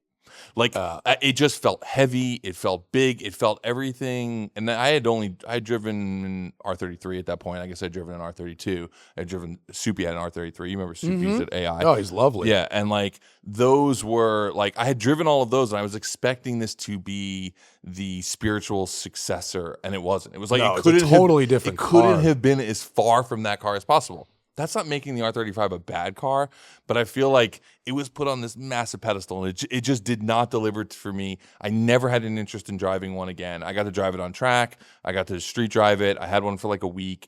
But like after that, I was like, okay, I'm good. And like occasionally I'll see one pop up, and I'm like, that'd be like a good daily. But and I get because I just saw 2,000 horsepower with them. Like they're great. It's funny because I really want one as a daily. No, I've only driven an R35 race car. Never a street car, and I still I need to get a daily, and I was like, oh, maybe I'll just get an R35. Like, I would not. So here's the problem: huge on the outside, small on the inside, and then they drive like real clunky. Yeah, like it's a lot of like bangs and clunks and shit. Steering's really disconnected. Engine doesn't sound good, and I've seen this a couple times where they're so boring that people will do the 800 kit then the 1,000 kit, the 1,200 kit, I met a guy who was at like 1,500 horsepower, and I drove it. I was like, this is a psychotic car. It was getting 1 mile per gallon on E85. And he's like, You're literally. I think I'm going to get the 2,000. I'm like, this isn't enough for you? He's like, it auto asphyxiates you while you're driving just so you feel something. Like, how boring is this car that like 1,800 isn't enough? Like, what the fuck is wrong with you? I think then I drove a 997.2 with PDK. Turbo. Just Incredible. Once Porsche figured out as soon as I drove a Porsche dual clutch gearbox, I went, well, there's Nissan's first mover advantage. That just wiped that out. Yeah, I drove a 997. and that was the original selling point. Yeah. I drove a 997.2 Turbo S stock. The tits. Incredible. Holy. The Also, tits. that car will mop up just about anything on the road still. Yeah. Like, Yeah. so sick. So Like, I just feel like the GTR, the R35 GTR, only holds its status because it holds the GTR name. Yeah. Like, yeah, it's not a Skyline for Yeah. sure. It does the things that I love about a Skyline are not present in that vehicle. I don't know, because I mean, now that I've been dailying an R33 GTR, it lives exactly like what you said. Like, it's massive on the outside. I park it in my garage, and my garage is small. I hit my like Viper chair every time because I'm like, am I in all the way? It's so big. It's a sedan that's as big as my station wagon, but small on the inside. Like, That's I don't funny. think someone could sit behind me. that's like the Continental GT. Yeah. Remember Yeah. that? Yeah. It was like, it felt like a compact car Like, inside. if but it you was when we massive. go outside, you like take a step back and look at the size. 33s of are the big. R33. 32s You're like, not so much, but yeah. 33s are big. But 33s and 34s are good. massive Yeah, they're cars. big. Yeah. But I think there's so much to be said. I'm sure you fucking know for driving manual. Like Yeah. the 34 does have that semi-active all-wheel drive. It's got the rear steer. It's got the Gran Turismo gauges. Like a lot of that same shit that's in the later car, like is there. Yeah. But the fact that it's stick keeps it honest. I mean, the thing for me for the R35 is it looks like it was carved out of granite, and it feels like driving granite as well. Like, it's just way too heavy. I don't know. But it's one of the few cars I really, really wanted to like and just couldn't convince myself to like it. And that's literally what I've heard from everyone. Yeah. Which is crazy. It's amazing that it then lasted for like what feels like 50 years. They've made the 07 same, to 25. Yeah.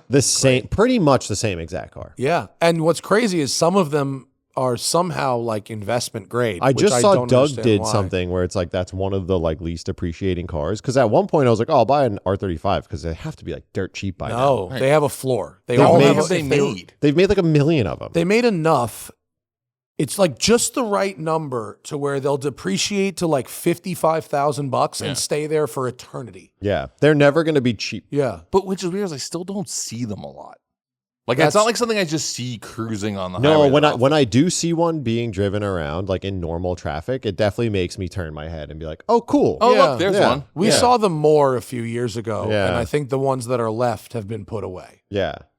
But they just, I found them to be, driving them is a forgettable experience to me. That's- it's I effective. It will love put that down phrase. a lap time, Yeah. get out of it, walk away, and go, yeah, okay, I'm done with that now. Yeah. I mean, I had an amazing day with that car because I spent the day with Steve Millen, and it was one of those days where all the other journalists are like, "I'm going to go eat the cold chicken," and I just had like an open track day Steve with him. Millen and a which was racetrack is- super yeah. rad. So and even in that, even having one If of that the, was a Sentra, you would have had a good time. well, and also, that's the you point. know? Like, even that day was so. I was put in a picture perfect world, right? It was the comedy club moment for that car, and Yeah. I still wasn't sold. Yeah. It was Sure. like, oh, what a depressing moment. And I still see people put that car on this like second. Like, You know what I'd rather drive? Straight up, I just went on the launch for the new Z Nismo with a stick.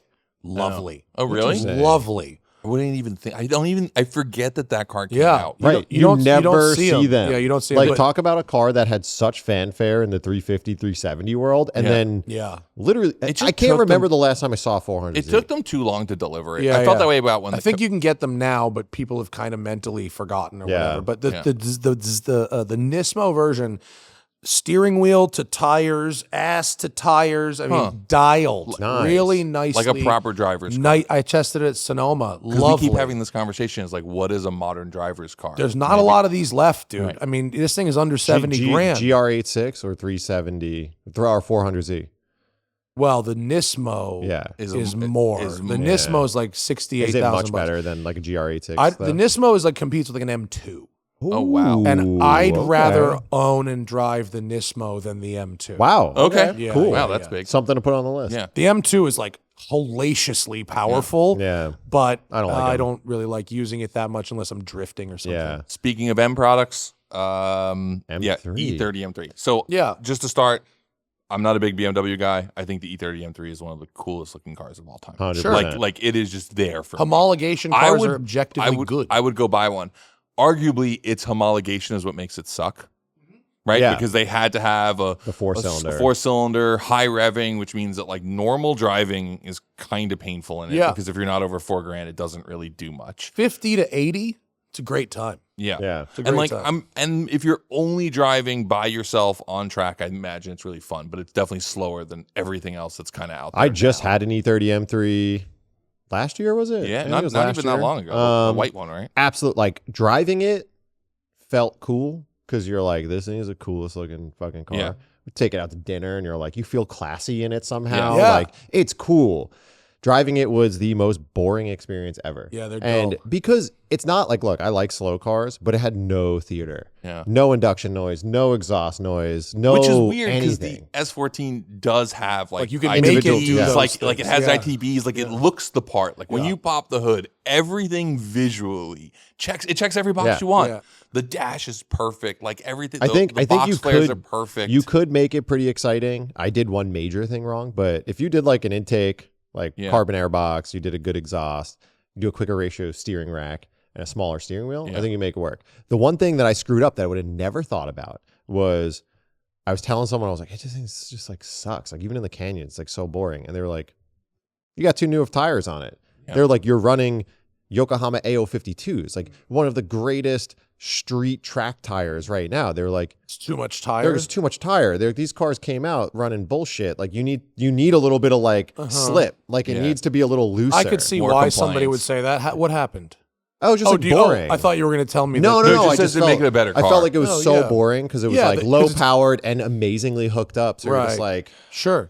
so I- you couldn't get any drama, drama. out of That it. makes Yeah. sense. The best, I mean, talking about back, it's like it's too valuable to be in the same world as the Fox body. But like, if you're driving one with like an S54 in it, That's my dream build. then my dream E30 build. with an S54 and a 6-speed is top 3 driving cars I've ever driven. I'm so upset because somebody reached out to me on Instagram and offered me a E30 M3 roller in red. And I was like, I will Yep. wire you the money tomorrow. Yeah, Tomorrow came and he was So- like, oh, I'm sorry. I put it on Facebook Marketplace last night and yeah, someone it was offered me gone more. in 2 minutes. Because I was going to S54 swap it because that's like 330 wheel horsepower in a. you think don't one- need to use an M3. You can use any Yeah, decent yeah, 3 yeah. Series chassis. It's Totally, like it'll yeah. be fine. Yeah. It is the most perfect front engine, rear Yeah. drive, just enough too much. Yeah. Kind of fucking Yeah. for the greatest. I Yeah. mean, the greatest. Packaged in something that looks incredibly cool. Yeah. Oof, yeah. I think actually the biggest issue I have with the E30 today is the price versus fun version Sure. of it. 'Cause Brutal. when it was a $10,000 car, it was Sick. amazing. Now it's like a $70,000 to $80,000. Yeah. I sold mine car, for $75,000. which is crazy. Dude, I just sold for a client a really nice 325 IS, the 6-cylinder, Yeah. black. It had Late it had model, like plastic bumper car. It was yes, Yeah, painted yeah, bumpers, nice. painted bumpers, IS. Yeah. And it had miles on it over 100,000, but less than 200,000. 24,000 Sick. bucks. Yeah. That's that right Even there is still like- pretty expensive, but like that's like a nice car. That's a Yeah. really cool car It for the didn't money. need anything. I mean, Nice. that if you but let's say you wanted one to do an engine swap, 13, 15. I mean, it's Yeah. more than you want to spend, but Yeah. it's not like Yeah, it's not you that know, crazy. Speaking of Lexuses, the LFA is a car for me that belongs on the list. Like, because I've I- never driven one. I so can't drove say. it new and it was like a little bit better than the GTR, Mm-hmm. right? And now people have put it in this halo because I think $1,000,000 no one bucks. owns one. all right. And it has become this crazy car. And I guess like, Counterpoint. no, I'd love to hear it. I just was not that impressed by it. And all of a sudden, like 3 months ago, I realized that everyone thinks it's the coolest car that existed. I have a buddy that has 2, and he thinks they're incredible. I think they're cool. So here's the thing: the tech that went into it, the Yep. carbon loom and all that shit is wild. Mm-hmm. The sound of that engine is It's incredible. It's incredible. It's incredible. very, very special. Yeah. And although the single clutch gearbox is not great, Mhm. It's not as bad as Ferrari or Lamborghinis, That's actually. true. That's true. And they're super, super dependable. Those cars really work. Well, of course. They It's work just- it's a really Toyota. And good. honestly, sound is such a big part of it. It is. Because like I had said, the R33 I have has like a bunch of mods and stuff. And I drove it a lot before we tuned it because it came from high altitude. And I fell in love with it just because of the sound. Yeah. Like, so I could imagine driving the LFA, even if like it lacks a lot of chassis dynamics just that aren't sounds so good. crazy. Like just hearing a V12, you're like, this is Yeah, fucking yeah. The cool. chassis Yeah. dynamics aren't bad. It's front No? mid-engine. It drives it drives as good as a nice Corvette drives. Front like mid-engine. yeah, I like that. whole Yeah, engine's behind the that's front sick. axle. Technically what it is, yeah. Yeah. I mean, that's what Astons are too, right? They like fall into that. The DB12 is. I don't think the Vantage I don't quite think the is, but the Vantage is. Ferrari Yeah. 12C is front mid, and the Cool. 812 is front mid. Yeah, and AMG GT was Yeah. front mid. That's The 2000. Unicorn was 2000. front mid, by Yes, the it way. was. So we moved the engine back far enough to make it front mid. Pretty it was. cool. Yeah.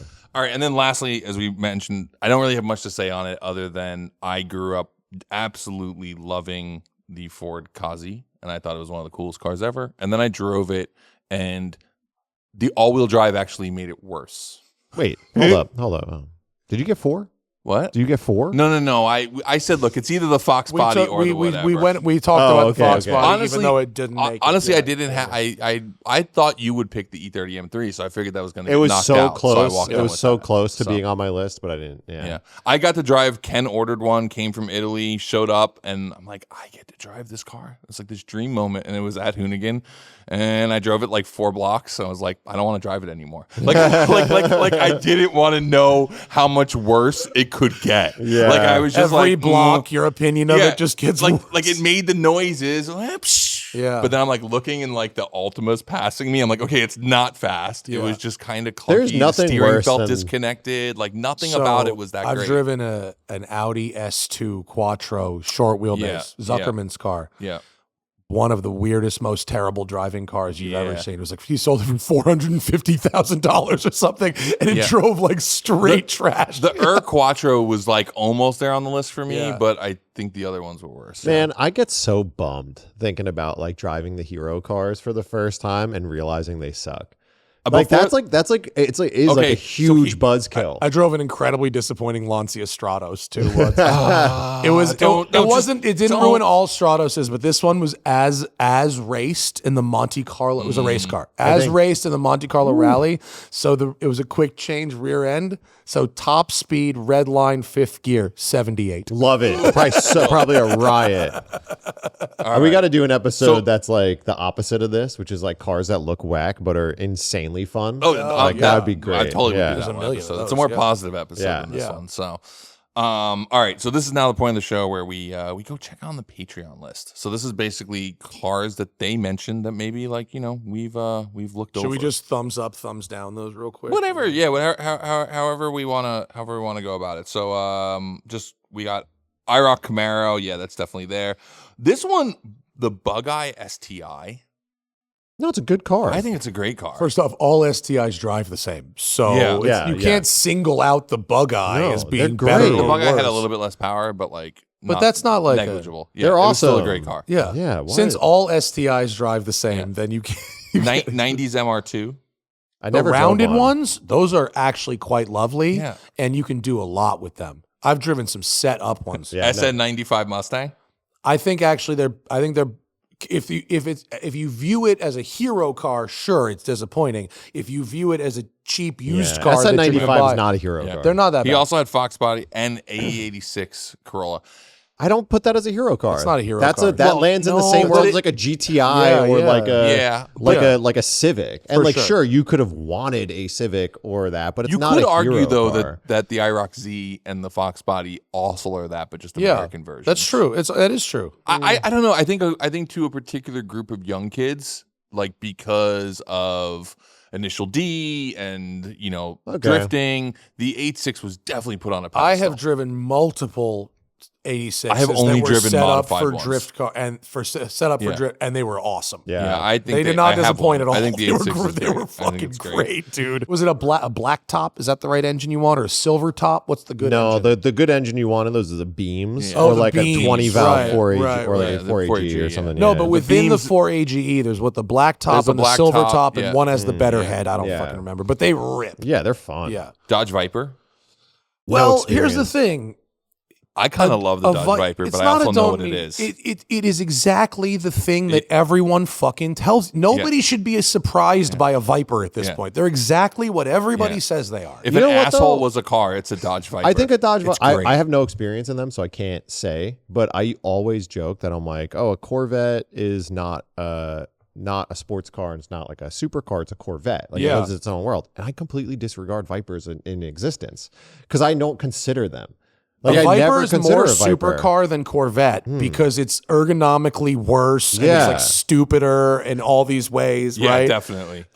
Interesting. But it's also way more raw. Yeah, Like, it is. A Viper is if like a bunch of old guys who sit around with muscle cars was like, we're going to build a race I car. want to drive. It's like that's what they yeah. would build. I want to drive a Viper. Have I've you never never driven a Viper? So they're really interesting. So the early which, cars. which is your favorite gen of the Vipers? So I have a very specific taste. Can I pause you and just say that I hope that the only Viper that is your favorite is the guy in Venice Beach Oh my God. that with guy, with the bicycle in it. That is that guy up to like 230,000 miles? I saw that car my at favorite guy. 197. My Hold on, favorite just guy for in the all audience. history. This guy had a Viper. He would leave the top off. He would just leave it parked at the beach. They would just be Matt like, would post I it know like this once guy. every You other know? Oh, year. Yeah. It's a 92. He's had it since new. It is the It's his biggest pile only of car, and it is returning to the earth in it real is time. basically, it's probably what Hank Moody's 911 was based on. Yes, it's probably. I love it. He had the interior redone like 2 years ago.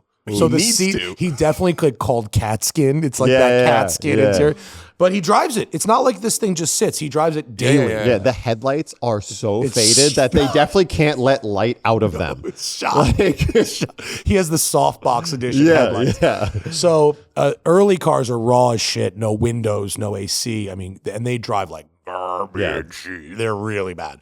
The Gen 1.5 is where I like. Ooh. That's a 95, and that's where they went to the rear exit exhaust instead of the side Yeah. pipe. They sound more like Gallardos or R8s than they do UPS trucks. They also added glass windows, a hard roof, and air conditioning. But they're still pretty They also raw. added 3 things that come in almost every Right. vehicle on the planet. Glass windows. I was like, this man is Glass crazy. windows. Yeah. And you don't get your calf burned, which Right. is like a real thing with Viper. No, it and actually shit. is a like real you problem. really get burned. Yeah. And then, and they get newer. The 2015 to 2019 era, they're like almost nice, but they're still pretty raw in terms of long throw clutch, big Tremec shifter. Those like ACR Extremes are trading for crazy money now. So I don't really like them. They're a lot. Like they're just a lot to Look at, to be around and to be in and Have you driven one on track? Yeah, I have. They're fun. They feel like closer to a race car do. than a lot of street cars. But I here's the mistake. I did it back to back. It was Shelby GT350R versus Viper ACR. And if I didn't care about the ultimate lap time and I just wanted to have fun at a track day, the GT350R sounded better. It was more playful. It was much more comfortable. And I'd rather spend time lapping a track in the Shelby than the Viper. But if someone tells me they got a Viper, I go, yeah, okay, I get it. Yeah. This one back on the show again, Mitsubishi 3000 GT. Yeah, they kind of VR4. suck. They suck. look so cool. Yeah. They were like a Gran Turismo icon. How about but this? They're also Team really Dodge heavy Stealth. and don't handle well. Team Dodge Stealth RT. Yeah, same thing. Yeah. I know, but I like that wing they did, the sickle wing. Yeah. Okay. I like I can that. see that. I can see that. That's like the Clark Kent glasses. I thought they were different cars for a couple of years. I mean, that whole DSM era was so confusing. Yeah. Because you're like, wait, I don't get it. Like, that's American, but that's not. And that was also like during the era where The people. fuck's an eagle? Yeah. I forgot about Eagle. Eagle Talon. Oh, yeah, the Eagle Talon. Which was basically It's an Eclipse. TSI. It's an Eclipse, yeah. Eagle Talon TSI. I got it back in the day in high school. I took whatever I was driving, I guess it might have been my Subaru, to the dealer for service, and I got a Plymouth Laser as a loaner, insane. which is the Mitsubishi fucking Eclipse, Yeah. but as a Plymouth. Do you realize like how many? Horrible. Do you realize how many cars just got sold to us as Japanese because like we'll just rename it something American. It's like coming here and being like, your name's now Johnny. Like, My first car the sidekick was a Mercury Villager Nautica edition, which is a minivan. Sounds rich. There Yeah, was yeah. the Nissan Quest, Must be but with a nice. Mercury badge on it. Interesting. And it was those fashion house collabs Oh, where of it course, was Nautica Eddie Bauer clothing. era. Right. Yeah. So I had blue. It was blue over white Ooh, with boy. Nautica crests on there. That's kind of Couldn't hot. Tell me nothing. Kind of hot. Yeah. That sounds pretty My sick. first car was a I was minivan too. flat people. This is some seriously. Yeah, my parents gave me a hand-me-down Dodge Caravan that had gotten rear-ended and was just taped closed in the back. Dude. Yeah, that I loved because I could throw my BMX bikes in it and head to the hills. That's all that really mattered. Yeah. But minivans are like a weird first car in that era. I Honestly, loved I would it. say I loved it. I would say a minivan's more reckless than like I had a hot hatch as my first car. I Right. had a Mark III GTI, but like a minivan's almost more reckless because like that's like, You could you're kill, the dude you could kill who's 7 people. you're in that packing car. all your friends in that and doing degenerate shit. 100%. I was that guy, Yeah. 100%. Like I went from I Yep. got my mom's minivan, but from there I went to sports car. Yeah. I was much more dangerous as a human In the minivan, 100%. For sure. Yeah. So the rule for me was I was only allowed to have 2 friends in the car. Yeah. I couldn't pack it out, which of course I never listened to. Yeah, I didn't pay right. attention to anything like that. All right, moving on the list, we've got Jaguar XJ220. I don't know. I drove that. It was pretty cool, but it like fits that time period for me. I don't know. Just look at it. It's sick. I think they're pretty awesome. I've never driven one, but I think they're awesome. Somebody just wrote 60s, 70s Chargers. Muscle cars fit in their own That's category. the whole muscle car category we're is talking that about. category. I remember the first time driving a stock, it was like, I guess it was a Chevelle SS or whatever, at Englishtown Raceway, doing the quarter mile. It belonged to Funkmaster Flex. Fuck yeah. And he threw me the keys, and he's like, take it down, go have fun. Was And we it were actually stock? No, stock. Yeah, it was stock. And like after, I don't know, 50 miles an hour, it was like the scariest experience of my life because it was just floating all over the place. It felt like the steering was doing nothing. Yeah. I was afraid to come out of the throttle because I wasn't sure what was going to happen. And I got out of the car being like, I never want that experience again. Dude, you know what? The first, 5-6 years of my driving life, early career, whatever, the oldest cars I had driven were all American cars. Couple muscle cars, couple whatever. The first time when I came out here and Dieter Heinz let me drive his 1955 Gullwing through, I was like, what the fuck is, I had driven a Bel Air and shit. Yeah. I was like, this is the same year? What? And then I drove a Porsche 356. I was like, real brakes? Like Wow. precise steering? Like what the fuck? Did nobody ever leave Detroit and try? And the answer is no. They never tried any of this that's shit. insane. When I first moved to California, I was like, I need an American car, right? And I'd only driven German cars. So mine's the exact opposite. I'm like, I'd only really driven European or Japanese cars at that point. And I'm like, all right, I'm going to get myself this cool, I found this it was like an old Pontiac. It was a station wagon. I don't even remember what it was. It was like a 50s, 60s era wagon. And I go to test drive it and I bring it back to the guy and I'm like, hey, dude, bro, there's something wrong with the brakes. Like there is something seriously wrong with the brakes. Like you need to get that looked at. Like you shouldn't let anyone else drive it. I eventually just realized that's how the brakes work. Yeah. And but having gone from what I was used to like that era car, I was like, this is horrible. What is this garbage? It's like people just dealt with that forever. I know. You ever read Unsafe at Any Speed? Yeah. If you have it, I really recommend it. It's wild. Yeah. Very hard to find right now, actually. Wait, really? I had to spend $200 on a copy. You can get it on an ebook. You I can have- download a digital I have version. it. I just didn't know it was like It's a worth hard a book. lot of money. It's very hard Really? to find. Yeah. What conspiracy theory is trying to keep that off the shelf right now? I don't know. I had Damn, to set Nader. eBay alerts and pay a bunch of Do you money remember for when one. he just ran for president every year? This man ran for president every year for, I don't know, forever. He probably was running for mayor He this made year. a lot Who of good knows? points, honestly. His He really arguments did. have really held Ralph up. Nader made good points, but as a car guy, you like have to hate him. No, but if you read Unsafe at Any Speed, you're like, you have to hate He went GM. after the Corvair. And was like, Dude, this the thing's Corvair, really the Corvair's dangerous. like 25 pages of a 200-page book, all of which is bananas. Yeah. Like, The number of people that died in the late 50s by being impaled on the fins of Cadillacs was like a lot. Like, it at the was same time, more dude, than you think. at this There era- were kids going for footballs that ended up with a tail fin to the gut. Like, But a this bunch. is the same era where they offered a basket that you would put in the back window to put your baby in above the engine of the Corvair. Like no one thought about safety. Yeah, back then. That was like sick. What a time to be alive. American car company cars from 1950 to 1975 underneath were exactly the same. There was no development going on whatsoever. I mean, I remember we used to sit in the jump seat of like fucking of station wagons. yeah. Oh yeah. Like that was sick. My parents would just take out the back seat of the minivan and just let me play Legos on the floor and just drive Raw me dog. around like Hell the yeah. LIE, like nothing bad happens there. That's sick. I love that. No one ever All right, crashes on the LIE. Back to the list. Mid 2000s Pontiac GTO.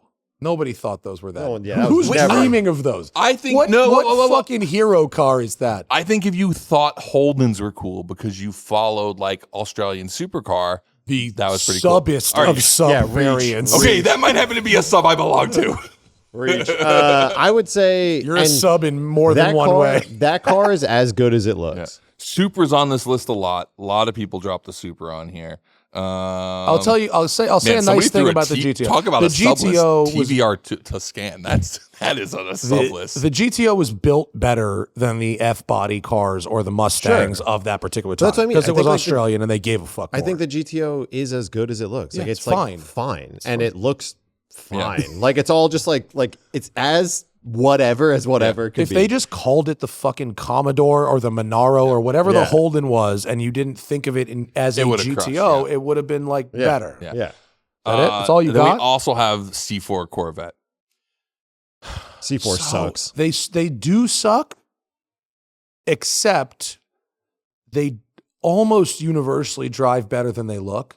Like later cars, like if you drive a later C4, like a 95 or a 96, the steering is like really good. I gotta say, I would buy a C401. The steering is shockingly good. What is the throttle body injection thing called again? TPI. Tuned port injection. Yeah. TPI. That's from the era where they would put things like intercooler or like ABS. Yeah. Yo, like do you remember on, that like, a on the badge. Pontiac Bonneville Yeah, had yeah. the ABS Yeah. on the wheels? So sick. tuned port You could do a whole injection. show about cars named after places they'll never be. Yeah. Which we did back in the day. That's a too. good one. But so early C4s were pretty fucked up. By the end, they put up numbers. The ZR1s for fucking 25 grand used are a serious performance car. That's a cool car. It is. I would buy a C401 for They're 20 grand. they're That's a pretty sick car. cool. Yeah. Engine developed by Mercury Marine and Lotus, like pretty Yeah. rad for that kind of money. Yeah. I think time will probably be reasonably kind to the later ones, actually.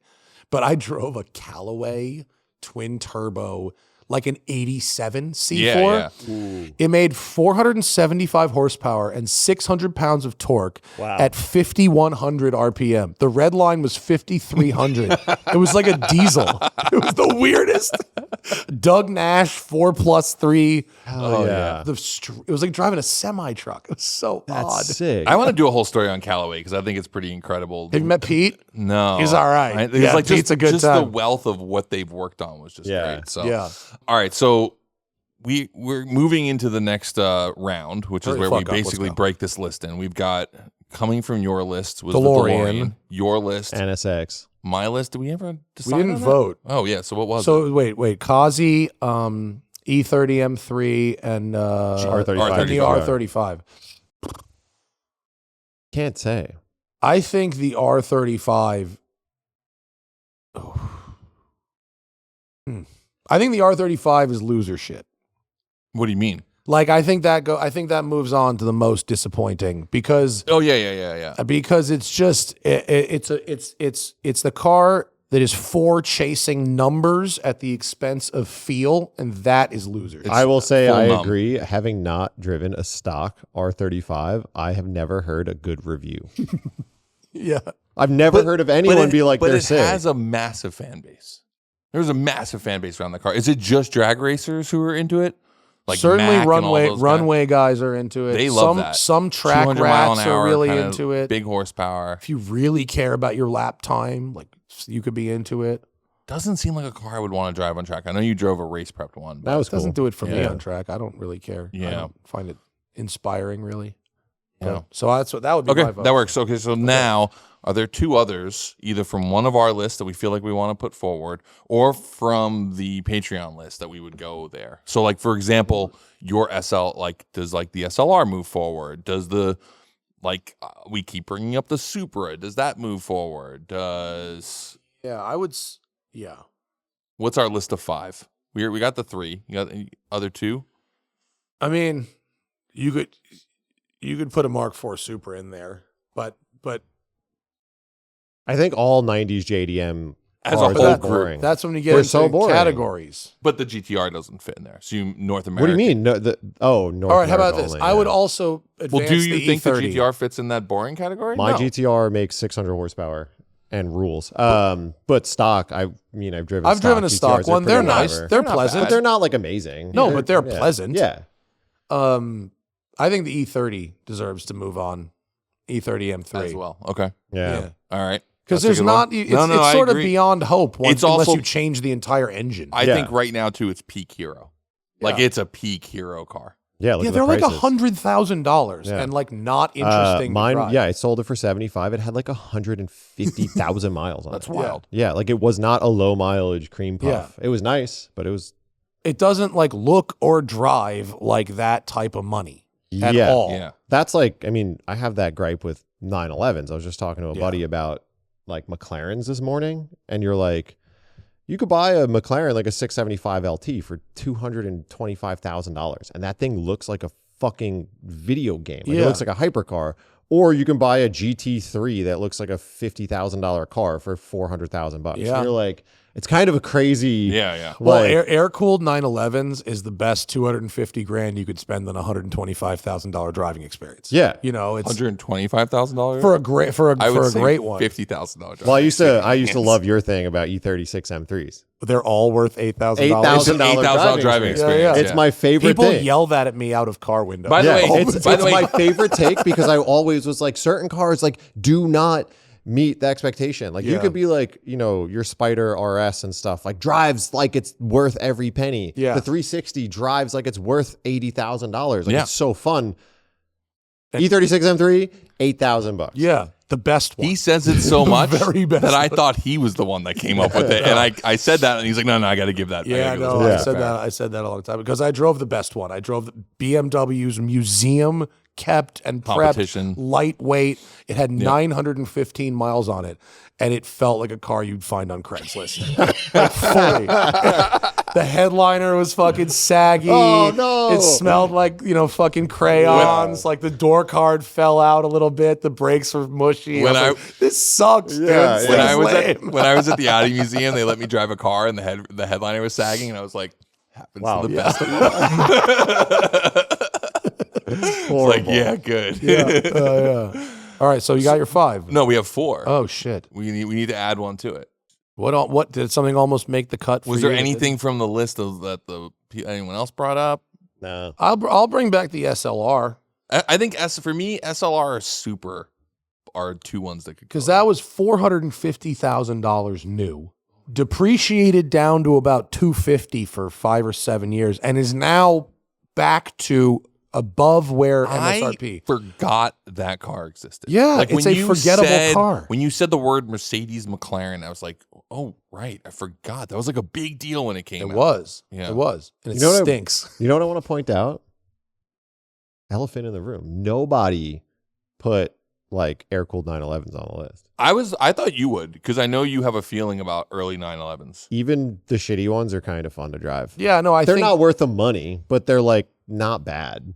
I think an air-cooled 911 of any year offers a unique driving experience compared to anything else that isn't an air-cooled 911. Yeah, Last I was night- just surprised no one brought it last- up because they are a bit like overpriced. Last Yeah. night I had a dream that I traded something for a 912, and I woke up disappointed. And the 912 is the least exciting of the air-cooled 911s, and I was still disappointed that that hadn't happened. I've you driven know? a couple 912s. They're not great. Yeah. They're not great. Just save a little extra. Save a few. All right, so extra what's our pennies. fifth piece here? What do SLR. You want to throw the SLR in? I mean, it's that or the Supra.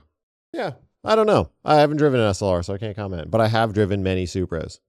Have you driven a E55 Mercedes? Yeah, Imagine that, but you're sitting on the rear axle. That's what it is. That's Yeah, that's a literally- really good that's example. basically what it is. Like Shaq bought an E55 and then took it to West Coast Customs and had it modified so he actually sits on the back seat with an extended love that. column. And they use that as the prototype for the that SLR. is an SLR. That's Being how it a drives. non-Mercedes fanboy, except for like 4 cars, I'll agree. It's the only car Gordon Murray's ever worked on that isn't good. Did you? Ooh, that's a good one. That's a Hell good yeah. factoid. It's Gordon Murray's one bomb. Yeah. Like, That sells. everybody gets a brick and that's his. Yeah. Yeah, that is definitely wow. That's a good selling point. Have you always been a Mercedes guy? I'm not a guy. I like I think Mercedes makes it. I think Mercedes, in all of its existence up until recently, made exceptionally well-made cars. Well, I'll say this: I like sports cars. I think Mercedes are cool cruisers. yeah, Yeah. I would love a SL, coupe. Mercedes.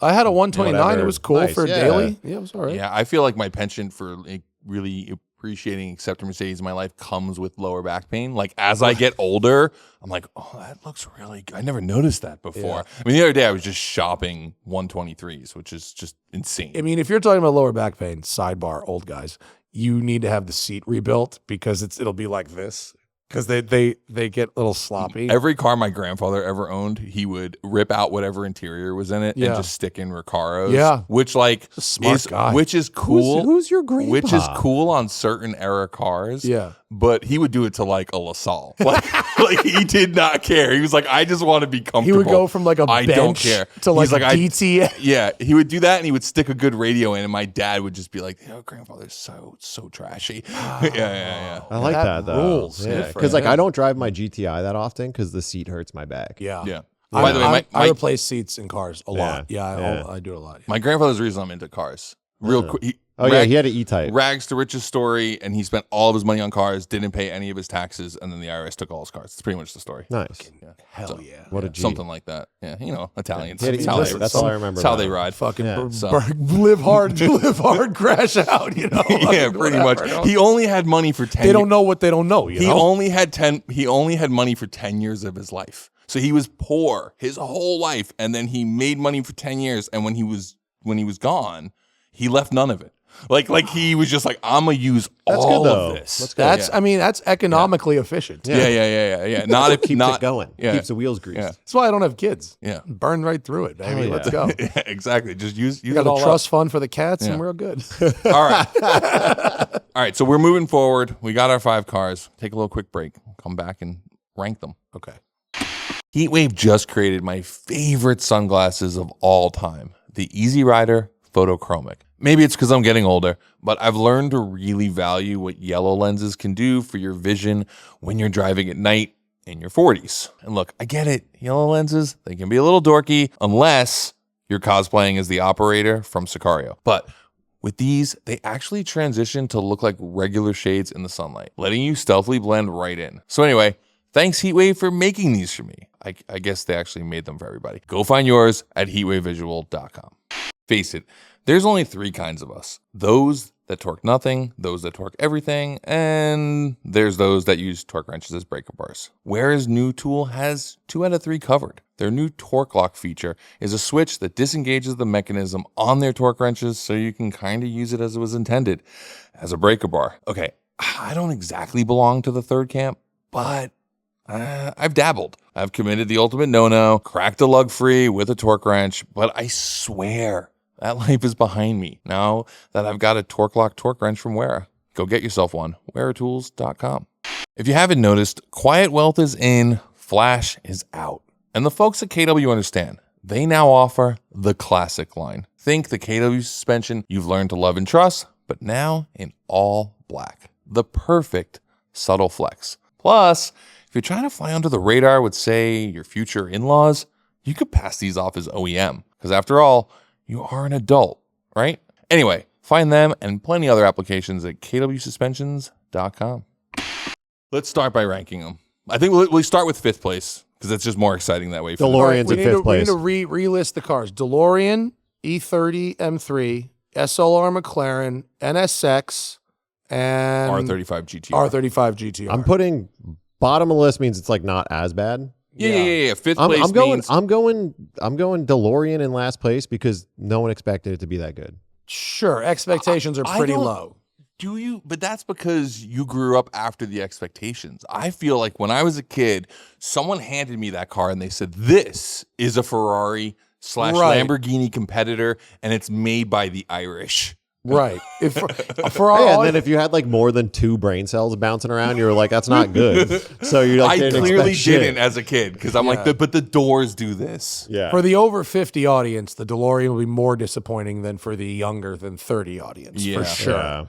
But I mean, there other cars on our list are probably more disappointing. When you owned yours, did you enjoy ownership? Because I still want a DeLorean. I lied to myself for a long Yeah. time.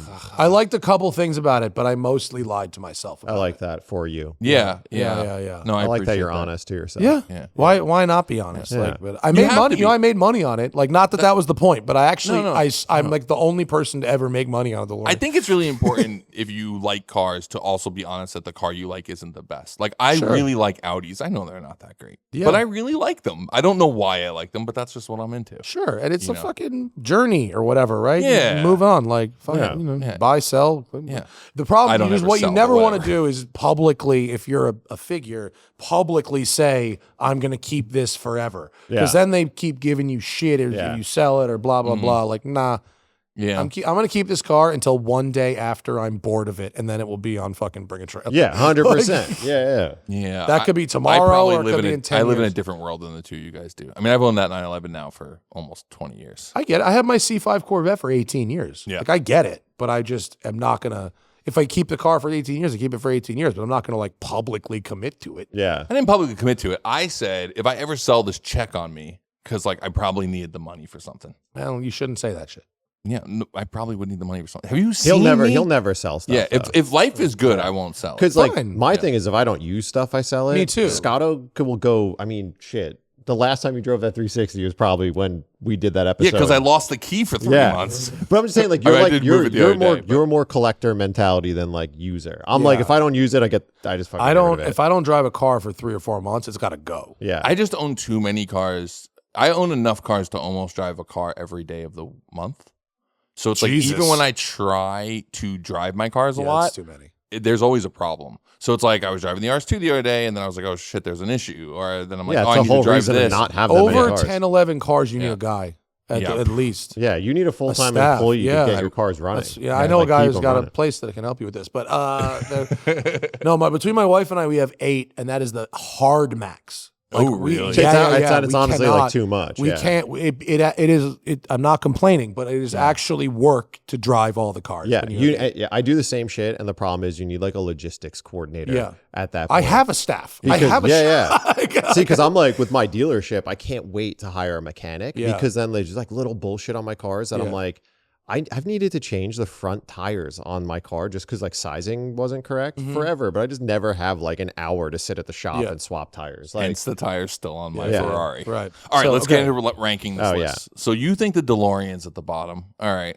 We shouldn't debate this much about 5th place. We but should I'm, just I'm accept pretty, that we're all I'm pretty hungry, so I could be like swayed on pretty much anything. I think the DeLorean lives like dead smack in the middle. All right, so I think what's at it's the I think bottom? it's number 3 for What's me. at the bottom? All right. Somewhere in that area. What's the least disappointing of your disappointments? I would go R35 then, because like it's fine. It's just like a fine car.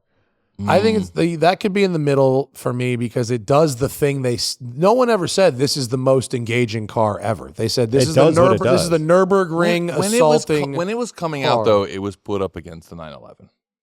It no longer is. It's no Yeah. longer compared to that. But when it came out, everybody yeah, and that was their benchmark. Yeah. everybody was benchmarking against the 911. Yeah. So I think from my perspective, I always saw that as a 911 fighter, and And it's it just couldn't be not. farther Yeah. from it. To me, it's like closer to, like we said, a Bentley Continental GT. Like Right. it feels more like that, just big. It drives. It's kind of quick. Like it is Yeah. what it is. Like I wouldn't pick it to go on track or to go rip around a windy road. I mean, to me, the SLR is the most disappointing because it was the most expensive, the most exotic. It had Right. McLaren in it. They were at the time, not making That's a road strong cars, argument. but they were making the F1. They made the F1. Yeah, They did Formula One. I don't know. I had a lot of expectations dynamically for that SLR, and as it turns out, it was essentially a drag car. Yeah. Having not driven It one, was. I'm just going to... And I took it drag racing. It was kind of fun, except for the overheating part. Having not driven, I'm just going to agree because I feel like at a certain price point, a car should deliver exactly what you expect. Yeah. Car should be like magical So here's to a drive question. at 400. This was more expensive, okay, than a Carrera GT. At the time. Yeah. New. Yeah. So fuck that, put it at the end. Well, shouldn't that be number one then? That's what I was that would be saying. I'm, number one. I'm No arguing worries. it for number I one. think Most disappointing. what else would be tied for number one? Only the E30 M3 because it drives like it's 12 grand and it costs 10x that to get a good one. Yeah. Yeah. I think 'Cause E30... I think yeah. the E30 is number one for me. Because it's so slow. Because it's not even just slow. It's like, Here's why it's high on the list. but if it was still 12 grand, it wouldn't be on it. But right now, it is the car that people think is the greatest car from that era. Here's why it should be high on the list is because, as Matt said, you can get a nice 325 IS, which is essentially the same Agreed. exact fucking car for $25,000 With more torque. You're just spending more money for body For the work. cool part. Mhm. Yeah, that's it. Yeah, that's a good point. And I love them. I still So if that them. maybe that's number one, the SLR is number two. no, I do SLR number. Oh, Okay, SLR number one, E30 number two. E30 number two, GTR number three. or DeLorean. The NSX though. Oh, I think forgot about NSX. the I think NSX should be number I actually three. think NSX should be number two. I think NSX should be number three because it is a really great car. It's a great car. And it's actually like I would, if I had an NSX and an E30 M3 parked in the garage together, I would drive the NSX more. That's Because true. it's a better, like the E30 feels buzzy on the freeway. It's not good at high speeds. Like it's not overly comfortable. Whereas the NSX is a fucking legendary car to just like drive up the 405 without It's just traffic. not good at the thing that you think it's going to be good at. It's good By at the way, something both different. of you, if I was to close my eyes and you were to explain to me the NSX, you're basically explaining the Lincoln Town Car. you're like, it's really good at just cruising up the highway. No. It's good at cruising up like like the 101, like the open 101. Like it's got some sweepers. sweepers and like you Let's might take it East Coast. It's a good Merrick. It's a Yes, good Merrick yeah. Parkway. Merrick Parkway. Merrick Yeah, Parkway. that- It's a that. Merrick Parkway killer. Yeah. Which, Merrick like, if you think Parkway about car. Japan, like Mm-hmm. highways with turns, Yeah. nice car. Yeah, not exactly Canyon Road, just flowing Yeah, you're road. not Yeah. taking it to the Toge. Blue I mean, Ridge and if Highway, you compare that it kind of against all the other 91s, it's fine. It's just that if you revisit it with today's eyes, the slow steering and all that kind of stuff is like more antiquated than people talk about. Yeah. Mm. So I would go NSX number 3 for sure. Okay. So then we went backwards, but what do we All got? right, so- 4 or 5. So it's basically DeLorean or the GTR. I think the DeLorean is more disappointing than the GTR. The GTR put up a fucking number I would say on that's the why I do- Nürburgring. I think GTR is the still GTR is very good at some things. Yeah. Yeah, that's why I was saying GTR All is right. number 5 for sure because it is a good car. It just is like not as visceral as everyone wanted it to be. And All it can handle 2,000 horsepower, so that does count And it could for go something. fast around a lap. It could be daily drivable. It's All all right, just like so- compromised. So let me lay this out here. Coming in 5th place, the R35 GTR. Yes. Coming in 4th place, we have the DeLorean, Yes. GMC DeLorean original. Coming in 3rd place, we have the Acura NSX. Yes. Coming in 2nd place, the BMW E30 M3.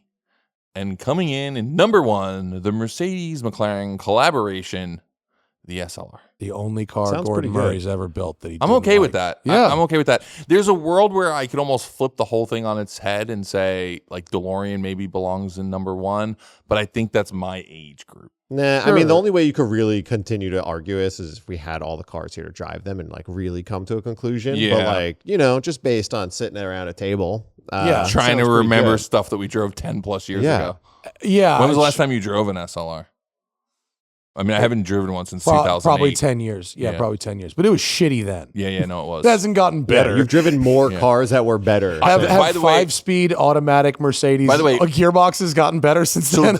that it day, actually slips worse now. By the way, that day I drove that and a 360, and I eventually bought a bought the 360, 360, yeah. which was at the time a fraction of the cost of the SLR. Yeah. Like drove both those for the whole day doing Still the a exact fraction. same There's thing. still a quarter of the price of Yeah. an SLR, and you're getting a much way better better driving car. car. Yeah, and way better sound. We used too. to rent them at Gotham Dream Cars, Yeah. the SLRs. I drove them a lot. Oh, wow. That first to get a ticket video with me and Rob Ferretti back in Oh, the I day. remember that. I'm driving an SLR. SLR. And in the full video, we choose which car we're going to do. And this is 06. I go, I'm going to take the SLR because I fucking hate that thing. I remember that. It's love in the that. full Super Speeders video that never makes it around. Just me and the sideburns, dude. Yeah. Anyway, all right, well, boys, thanks for coming. Thanks for on, having making us. the Nice list. little time. Yeah. 5 most disappointing.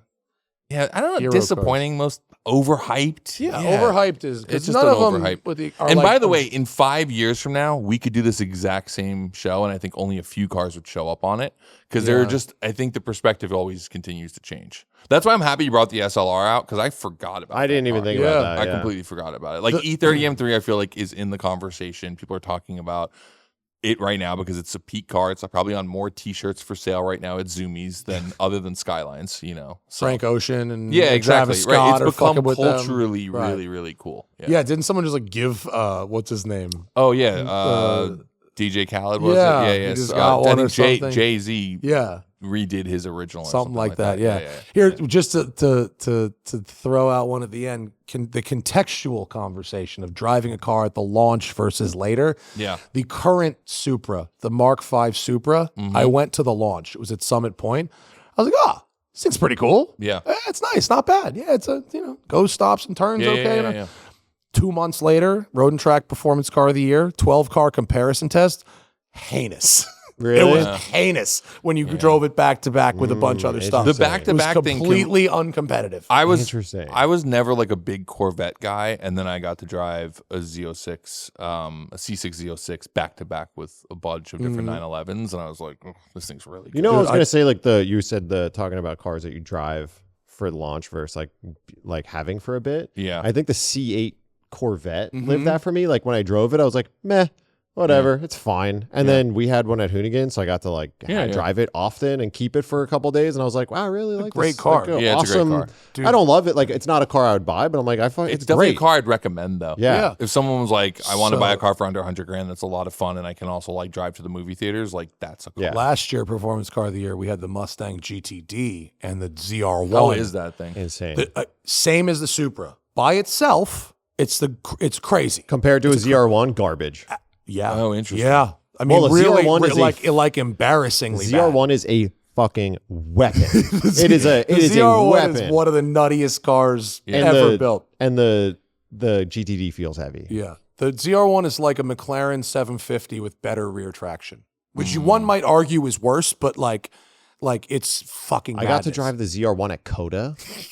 I think 176, 77 on the back I did straight. in that? 181. Did you really? On the dash, not GPS, but 181 on the dash. So in a McLaren 750, I saw every lap. 176 on the dash. And I wanted to faster than throw up. Yeah. That car made me want to puke. It's so The ZR1 is insane. I texted him. I'm like, "How is it?" He's like, "I almost vomited." I was When like, "It's they're- that good?" He's like, "No, I don't know if that's Actually, good. the Z06 is the one to have. I like the It's Z06. enough power where you really feel like you're going, but it's not like Yeah. that. Yeah, the ZR1 riding is a like rocket. one of those things where you're like, why do you make this? Yeah, Like, no one needs So this. I took, when we did Performance Car of the Year, they sent Multimatic guys came with the Of course. GTD.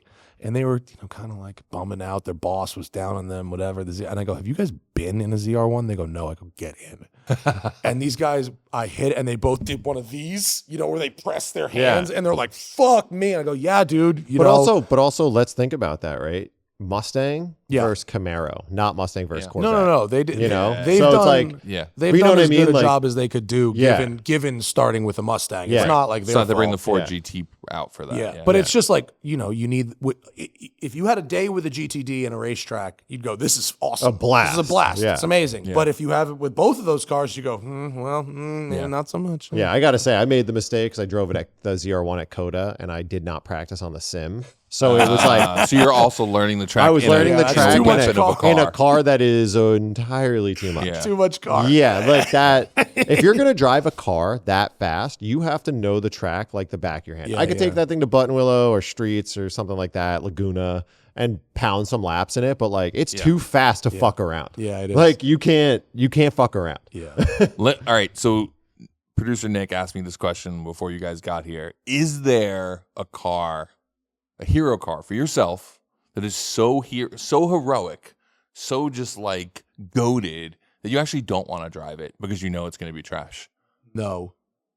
Yeah. I don't No, like there's that. no car where I would be so afraid of it disappointing me that I wouldn't want to try it. So I walked into this conversation having the Countach be that. That was the car for me as the kid, and everyone's like, everyone I've mentioned it to is like, oh, the car's not really that good. But now you have changed that. I feeling mean, for me. look, I'm too tall to ever really drive it It's properly. an but- old ass design. It's an 80s car that was developed in the 70s. I mean, like it has its quirks. It's Yeah. not Yeah. designed to be super I love user quirks. friendly. I think it's all very subjective Yeah. too, because if you talk to like a Huracan owner who Yeah. they might be like, I drove a Diablo or a Countach, garbage, Yeah. because like Yeah. they're driving like a like a modern dailyable supercar. Yeah. But if you're like a dude like you, I would say you're probably a perfect candidate. For Yeah, a- you for would think a Countach was fine if you could fit. It 'Cause wouldn't, you're like- it wouldn't you're like- bother you at Yeah. all. Like you're not trying to go set lap records somewhere. Yeah, You're just yeah. trying to fucking have Have a fun. sick car Yeah. to cruise. You know? It's a very nice thing. It really is. Because like for me, it's Just the not for F40. everybody. But like if I drove an F40 and I just heard it pop and bang and fucking make there's noises, just you'd be the like, "This is the experience sickest thing part of ever." that. I don't give a shit. I can guarantee you would not be disappointed. No, by like an you know what I F40. mean. Yeah. I think that there's certain cars like that, and I think that's where your issue with the, modern Lamborghinis are, where like the experience of just being in it is enough. Yeah. Like Pagani Zonda was one of those cars for me. Like I just got to street drive it, and I was like, "This is sick." I drove the Utopia last year for Road and Track, the new Yeah. Pagani.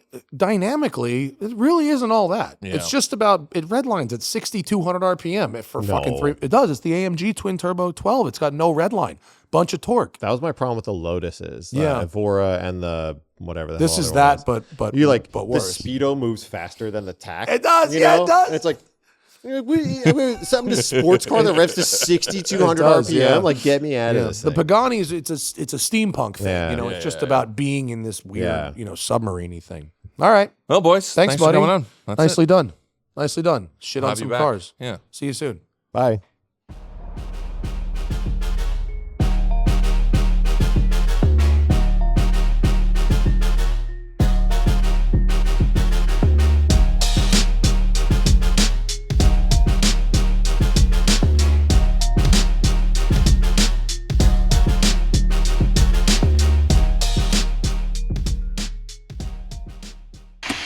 Of all the sunglass companies out there, you might ask, why Heatwave? Aside from them being friends of mine, they just make great shades. Awesome styles, cool collabs, smart tech. They even have extra large sizes for big heads like me. And for those of you wearing this on the job, they make ANSI Z87 spec safety glasses too. But what really attracts me to Heatwave is that they are physically a part of our culture. You will find them everywhere, from King of the Hammers to Formula Drift. You'll see everyone wearing Heatwaves at your local track day event.